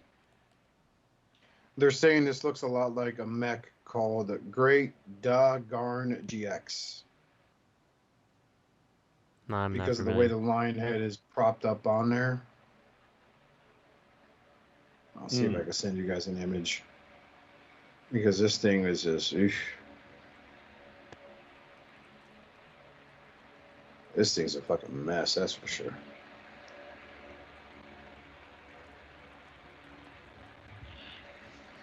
I put in the schedule chat, but that's what a lot of people are saying this kind of reminds them of, and I feel like they kind of, if that's what people are getting from it, then I think they kind of failed on that.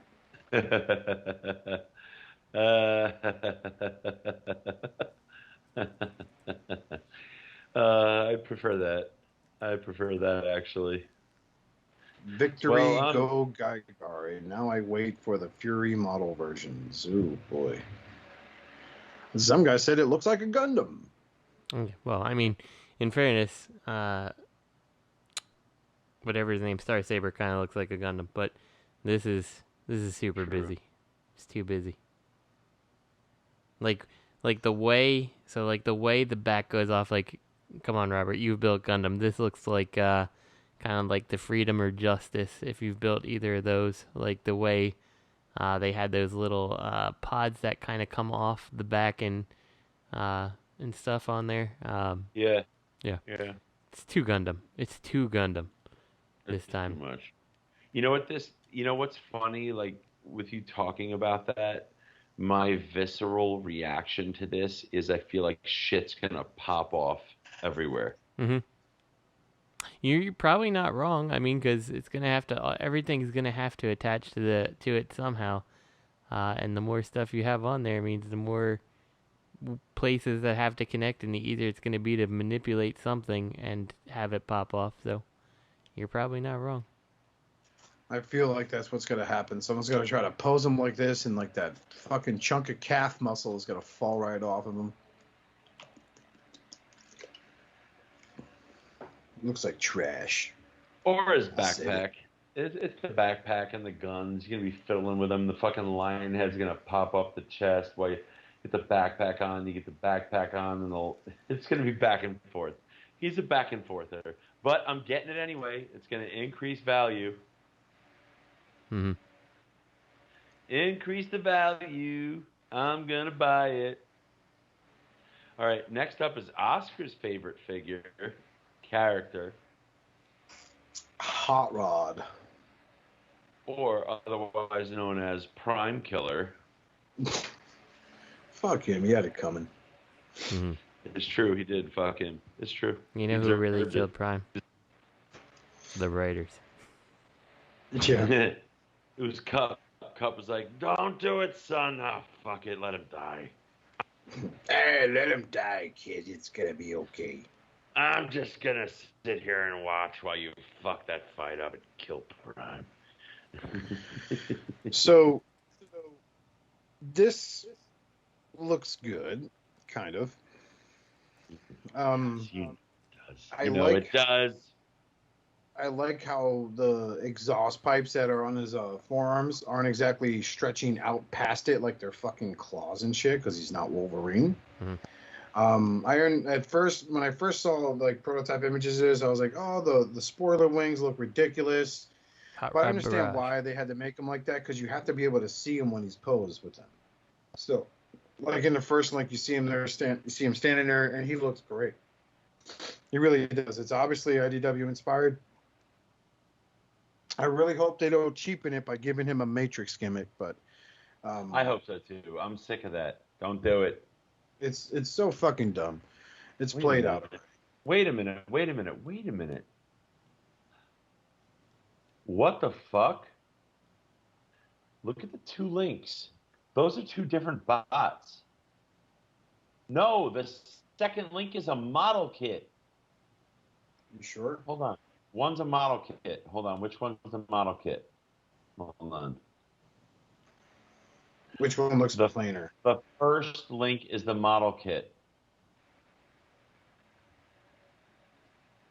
The first link is the model kit. The second link is the Kuru Karakuri. Okay, first of all, the sign below him says model kit Rodimus, right? And that gives it away. The second one is the Kuru Karakuri in the kanji. And it has an Autobot symbol on his chest. He's got the giant exaggerated wings. But if you look at the model kit, he does not have the Autobot symbol on his chest, and his wings aren't as exaggerated. Those are two different figures. Oh, they both look good. And I think you prefer the model kit because the wings are smaller, and he has the pipes on the forearms. The Kuru Karakuri does not have anything on his forearms. He sure doesn't. Look at that. So you're gonna at least get the model kit? I'll get the model kit. Yeah. You're gonna get the Kuru Karakuri? Yep. No, probably not. But just like I said to Justin, if you pre-order it, lock it in, you can flip it for double if you hate it. The way Flame Toys is, if this is your favorite character, it is most likely going to be your favorite piece in your collection. It's going to be like a display, like a beauty piece. You're either going to fucking love it or double your money. So why not pre-order it? Yeah, well, I'll lose that double by trying to ship the big bastard. No, you charge shipping too. They're sold out and people will blow you for it. Like you get your money back and then some. But hey, bro, will you take $110 for this? No, it doesn't happen with this stuff. Forget that shit with this is like this is like fans' toys on crack when it comes to your ability to resell. But more likely than not, it's going to be the gem, one of the gems of your displays. The stuff they do with their paint, articulation materials, the LEDs, they take pride in where they put the LEDs. I'm just saying, you'll get your money back probably double. If you decide it's too much money or I don't like the aesthetic, which I doubt that's going to happen. But honestly, that model kit, that looks so much like that. What was that? The SXS, which was pretty on point. Yeah. That looks really good. Holy crap! I can't believe that's a model kit. Actually, it surprises me too because you wouldn't think of it just by looking at it. It's cool. That's gorgeous. It's just funny. Like, if I had known about Sentinel's bad rep, I never would have gotten in on them. Sentinel. TJ Duckett had turned me on to their bad rep, and then I started picking up Sentinel figures, and I realized, loose joints and whatnot. So, I'm not sure why. Maybe they did Flame Toys to kind of start over or just have a sideline with better materials, better joints, But I'm glad for it. I'm getting all of it. I'm not getting the model kits. I just don't have the room, but this model kit looks good. I don't know. Yeah, I think the model kit actually looks better than the other version. But the Kuru Karakuri version is gonna, that's the thing. It has a certain gravitas. It really does. Every one so far does. Even though they're stylized, they really do. I don't know, guys. All right, and up next is our Flames Toys model kits, Lio Convoy and Optimus Primal.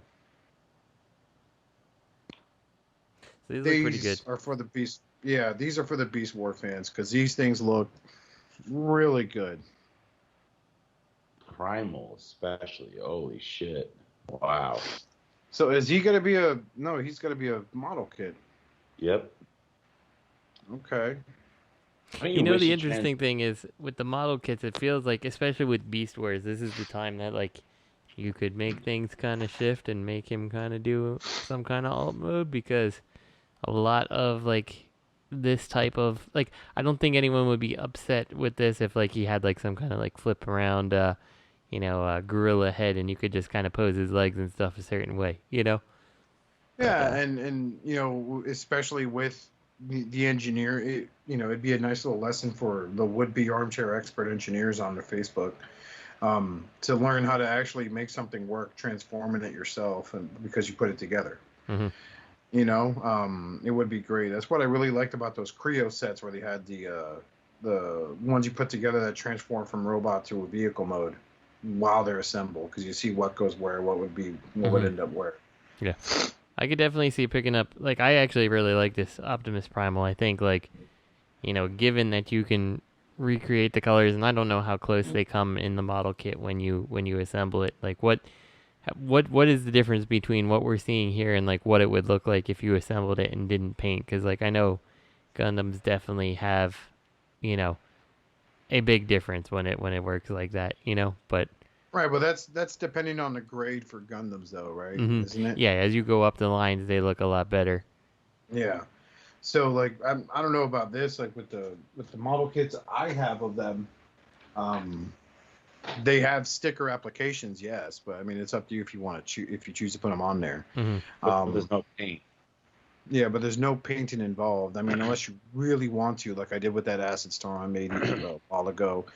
Or this one guy on Facebook he must have bought like a bunch of Starscream Seekers on sale, from like Barnes and Noble or something, because he made like 7 different type of Seekers, and they all were sharp. Like he called one Hazard, and it had a black and yellow color scheme with like the caution with the construction black and yellow paint scheme on it, like with that the barricades have on there and shit, and it looked really, really good. So I mean, you could buy one Optimus Primal, make it traditional, buy another one, repaint it to make it a Nemesis Optimus Primal, But the one thing that is catching my eye here is their Leo Convoy, their Leo Prime. Yeah, he looks badass too. Like, this is kind of like how I wanted the MP figure to look,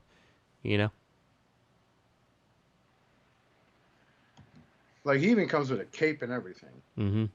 I love how, like, the, I guess it would be kind of like, I assume it would be like the lion's fur kind of like makes that like shoulder pauldron thing on his, the arm that's with the cape. Like, I don't know, he's cool as shit, man.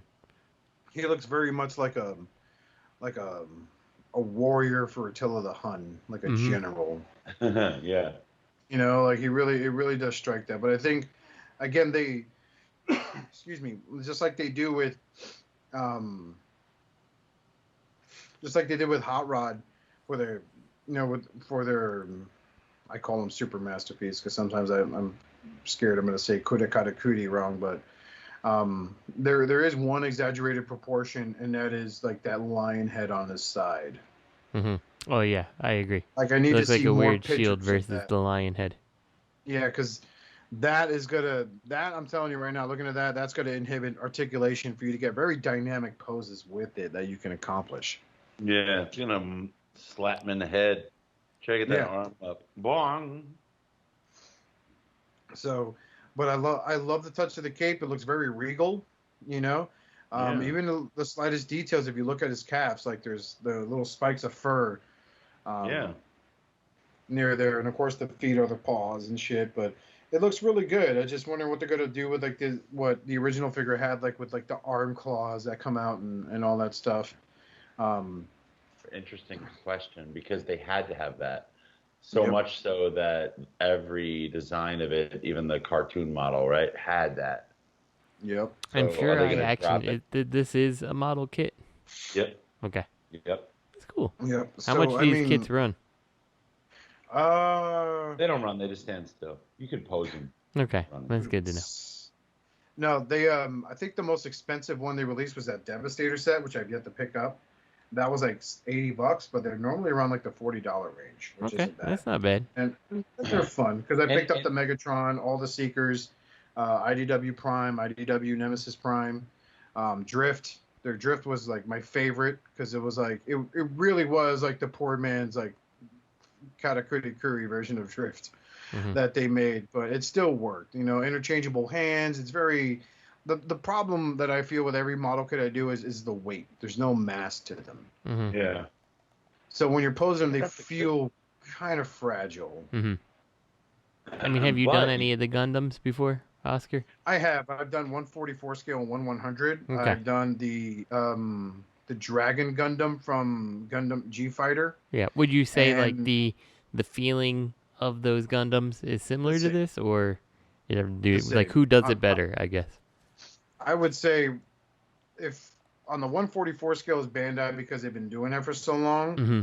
So you can have like a 4-inch tall Gundam that feels like a solid DX9 Legends figure, right? Mm-hmm. Or a New Age figure like their Jazz, which is a beautiful thing.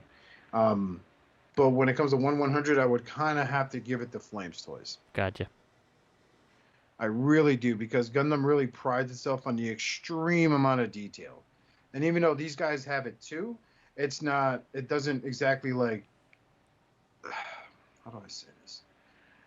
It takes precedent, it takes the forefront, but it's not like really overwhelming like with a Gundam that you have 13 pieces that turn into a head, you know? Whereas with Flame Toys, it's like maybe 6, but they still pull off that aesthetic. Mm-hmm. That's cool. I still think like I could definitely see myself picking up these. I just think like aesthetically they look neat. They'd be like a neat piece, you know, somewhere. And there's not like this huge investment. So like at the same time, like I feel like I can display them, and then like when I get bored of them, like they can go in a box somewhere, you know. Until I feel like if I picked up the expensive ones and I wasn't really into the aesthetic, and like I'm like, but I spent so much, I can't not display this thing, you know? Yeah. Does that make sense? Like in my case, like dealing with some of the Facebook posts of like some of the model kits they made, like, yeah, it's a pretty easy model build. I did it in like an hour. It's like, dude, like I will sit there and take my sweet time doing this because it's therapeutic, you know. The more time you take, usually the better it ends up looking when you've shaved like sprues and things like that away. Yep. And when you treat it like a PG Gundam kit, perfect grade, when you treat it like that and you're taking your sweet time, and it may take you 30 minutes to make one of the 2 arms, but then you end up spending like 20 minutes afterwards, like just fucking around with the arm you just made, going, wow, this is pretty sweet. Mm-hmm. Yeah. Like I love how everything works. Is like this part was a bitch, but I can see why it was kind of a bitch because it's supposed to do this. You know, it's double hinged. It's awesome. You know, then it's like you make the extra hands, and then you can sit there and be like amazed that you could do different type of poses with the hands. And I don't know. I think it works. I think it just works. Yeah. I got some Gundams I gotta finish building. Oh Jesus. I still have some too. Mm-hmm. The Zaku you gave me, I still need to finish that one even. So. What a jerk. Kids, they ruined everything. So. Not everything, but they ruined the free time. And like, you can't work on something like a Gundam with kids around because they're like, I want to see. Give me the Exacto blade. Yeah, this will get lost. Like, trying to work on that Ghostbusters trap, it's like, I want to help. I'm like, no, please don't help. Like, you know, and the next thing I know, like, my son, God bless his heart, he just wants to be involved, but like, he's like hitting the electronics board with his little plastic hammer. I'm like, please don't do that. I'm fixing it. I'm fixing it, Dad. Like, no, you're not. Please stop. you know what? Like, what image is it? The image that has the box art for the Kura Katakuri, Rodimus, and the God Power Jet Armor Optimus. That image. God Power Jet Armor Optimus is the one release so far I'm really on the fence with, and the reason is I didn't buy 2 Optimus. So I'm not going to display him in jet armor mode. You know, I can understand it. Am I just buying it for the investment? You know, that's all I'd be doing. Yeah, because especially with that, like, if the armor doesn't form like the God Bomber part of it, like, yeah, it's just an accessory kit for Optimus, right? So that's all that it is. Yeah. That's all that it is. It's an accessory kit for Optimus to turn him into God Bomber. I just love how I could see these pictures of their amazing, like, high-end figures and their amazing model kits, and it comes to a complete stop when I see that fucking Arkham Knight figure. Yeah, what is that? I thought that what it was, dude. Like, fucking, dude, like, they are going into the territory of Play Arts Kai. Mm-hmm. at this point, and I'm pretty sure, like, just looking at it, it looks a lot more solid. I've owned a Play Arts Kai figure or two. Yeah, I have some Play Arts Kais. They are interesting toys. They're very, like, I own the Dark Side, and I own the Venom, and the Dark Side I hate because it's so rubbery. And I look at this and like, okay, this looks good. Like, it could be a lot of die-cast used in here because this is supposed to be armor and stuff, but it's like, why are you doing this, man? Mm-hmm. I have the Play Arts Kai, most of the Mass Effect figures, and they butcher any human character. Like, I'm like, what were you looking at when you made these? You know, like, they do okay with the alien characters that they've made, but then, like, it's also this line that, like, never, like, I think there's like 5 or 6 characters. Actually, that's a lie. The female shepherd actually was fine, but the male shepherd did not look like the character at all. And God, what was her name? I can't think of it. Ashley looked like she was a drug addict. She had these like big dark circles under her eyes and stuff. Like, it was really weird. But like when they did Tali and God, I can't think of his name right now. I gotta think of it. The Turian guy, Garrus. They did those awesome. Like, they looked awesome. But it was weird. Yeah, they're like very hit or miss, and like they're super fragile, like very fragile. Mm-hmm. So.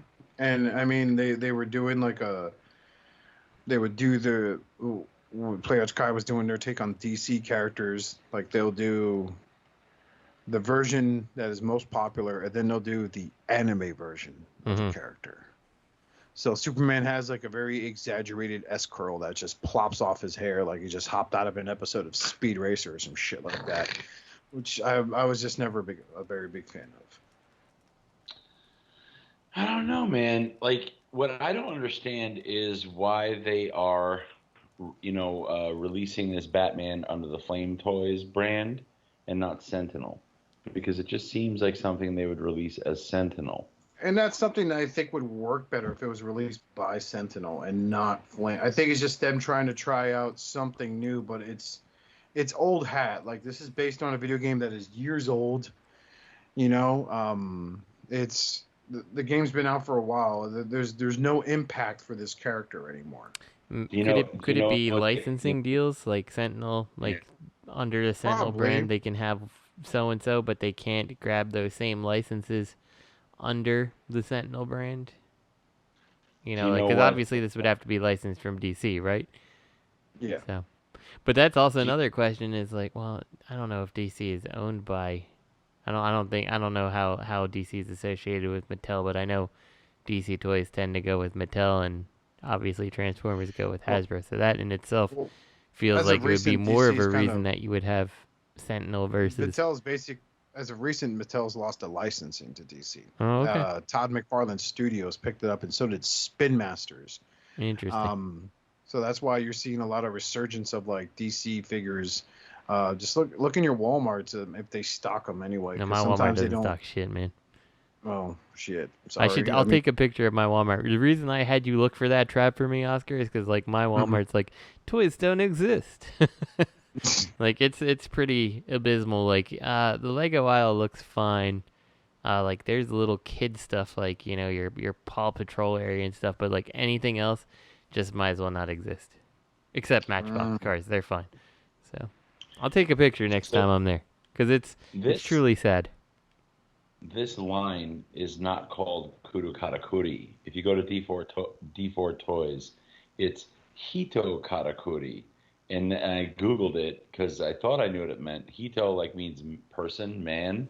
So it means like mechanized or like robotic man. So they're doing a whole line of robotic humans. So that's what this is under, Hito Karakuri. Isn't that weird? Mm-hmm. Very. What's next? So it's not going to be a DC line. They are not doing like a line from this video game. Sentinel does that. They'll touch on like different characters from different lines. So I don't know what else they would do. Like, are they going to do a RoboCop? I mean, what are they going to do? I would love to see a Spike, or Daniel. That would be sick. Put it under the Hito Karakuri line. I mean, he'd be teeny though. You can make his crotch thrust his main feature. This is how little Daniel was born. Thrust. Do a fucking chip. Do a chip. Give him a gas tank. Shit. Poor Chip Chase never gets enough love. No, I mean, look, this guy's got to be, he's what 1/8 scale. What's the scale on this? It's probably he's probably 6-7 inches tall, so he's not meant to scale with the Kuru Katakuri stuff. Right. So I just wonder what other mechanized humans are they going to tackle in this line. It's an interesting thought. Do you guys have any ideas what they could do? I mean, if they're going to go for this scale, they're, they got the rights for Warner to do the Arkham Knight, but I mean, I wouldn't be surprised if they branch out and start doing other characters in their robotic forms. Like, you could probably see Batman in his hell armor. I could see them Superman doing like an Azrael. Yep. I could see that happen. I could see Superman in his Unchained armor. Like, it would be like, it would have to be like, these are these characters if they wore like if they were robots or androids. So you'd be like an android Flash, a Green Lantern and shit like that. So I don't know. It's up to them what they would. I don't know. I really don't know. I mean, I think you could take that yellow and blue Azrael from the 90s, the one, you know which one I'm talking about, right, Oscar? Yep. Yeah, like you totally could kind of add some mech details on him and, probably sell like hotcakes because everybody digs the aesthetic, Well, not everybody probably, but, so many people dig that aesthetic. In the game Arkham Knight, did Batman have like a mech suit at one point? No. So this is the Arkham Knight. It's part of the whole story. So like it's kind of like the super nemesis of the game. Like he is the main bad guy in this case. So this isn't Batman. No. He's dressed like the Batman. The identity of the Arkham Knight is Jason Todd in the video game. One of the Robins. Robin. He was the second Robin, the one that the fans hated the most at the time of the comic. The ones that DC put out a voting poll for, like, hey, should Robin live or die? And they voted him to die. But they did. It was like $1.25 per call. It was like a 900 number back in those days. And then he stayed dead. Like, there was an old saying in comics, right?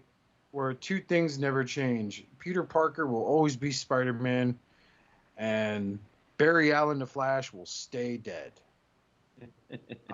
They brought Barry Allen back, and before they brought Barry Allen back, they brought back Jason Todd.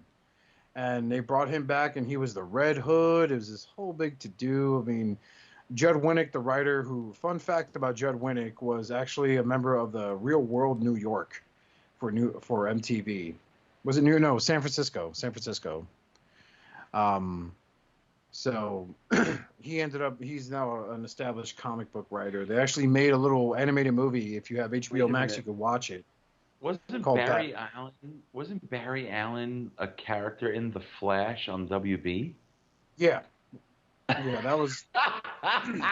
Well, you have to understand, right? He was dead. He was dead for like I want to say like 20 years. Yeah.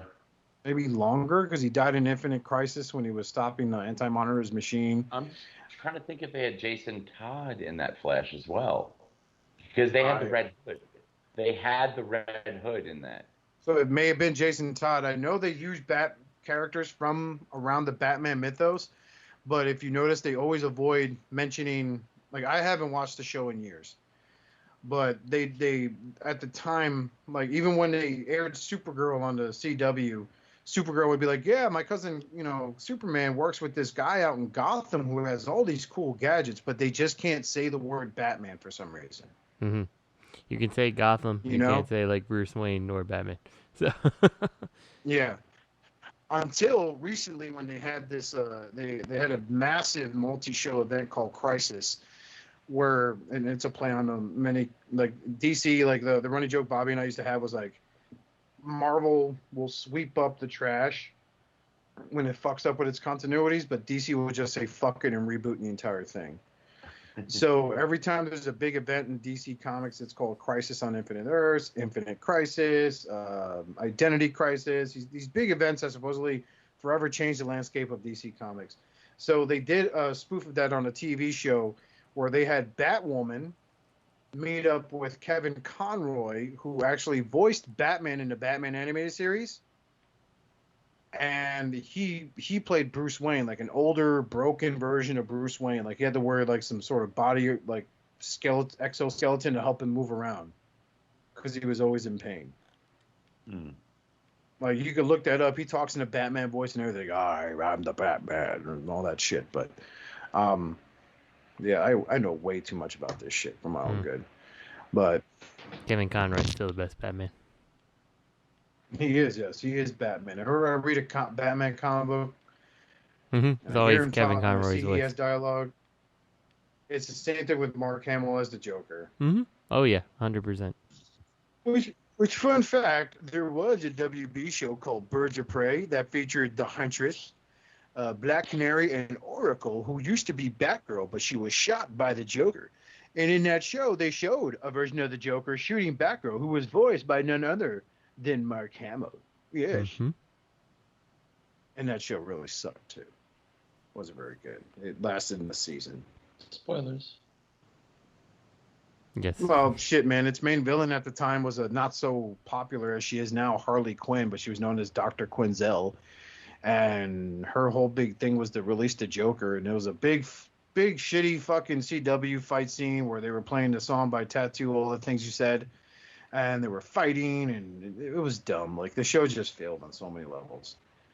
What song is that? Has like a... But yeah. Oh, dude. Just fucking...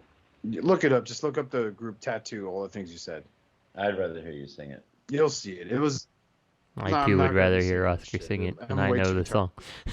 You go right to hell. All the things you said, everything you said, running through my head, all the things you said, this you can't believe. There, you happy? Yes. Thank you. I'm very happy. So no questions. That's it for today's show. Yeah, no questions for Centro. I'm sure we got it. None of us checked the emails when we were gathering notes. We could check them. We'll answer the questions next week. This was a long episode. We had a lot to cover. So, especially considering we started out with like 2 notes. Yeah. Yeah. I was like, oh, look, Earthrise Megatron figure. And then Justin found one look, and then Robert was like, all right, check out these Kuri reveals. Robert was like, bankrupt the podcast members. As always, you can check out our friend T2RX6 on his YouTube page. Just look him up under T as in Tom 2, R as in Robert, X as in Xavier, and then the number 6. You can check out our good friend Greg for Mercy on random Facebook groups. Odds are he's probably an admin. You can check me out on Oscar NJ Boy. That's OSCARNJBOY. Shoot me a subscribe. I'm working on new cartoons, not just for Ask World, but also I'm working on Essential Barbosa because a lot of you guys want to see that animated. Yeah. And Robert D, you can check him out at your local courthouse if you're in the Brooklyn area, as well if you're in the upper middle class neighborhoods in New Jersey. He's probably there at a clam bake looking like he just crawled out of his own grave. So, just wanted to sit there and tell you guys, for the sake of Primus, please collect responsibly. Seriously, collect responsibly. Remember, if you're going to buy something from someone on Facebook and it sounds too good to be true, pay your goods as goods and services on PayPal and check for references on behalf of me and all the other members here at Shattercast Uncut. We want you to be good to yourselves and each other. Until then... Shut the fuck up, Oscar. Shut the fuck up, Oscar. Justice. Good night, folks. Yeah, wow. Okay, I'm sleepy. That was a long show.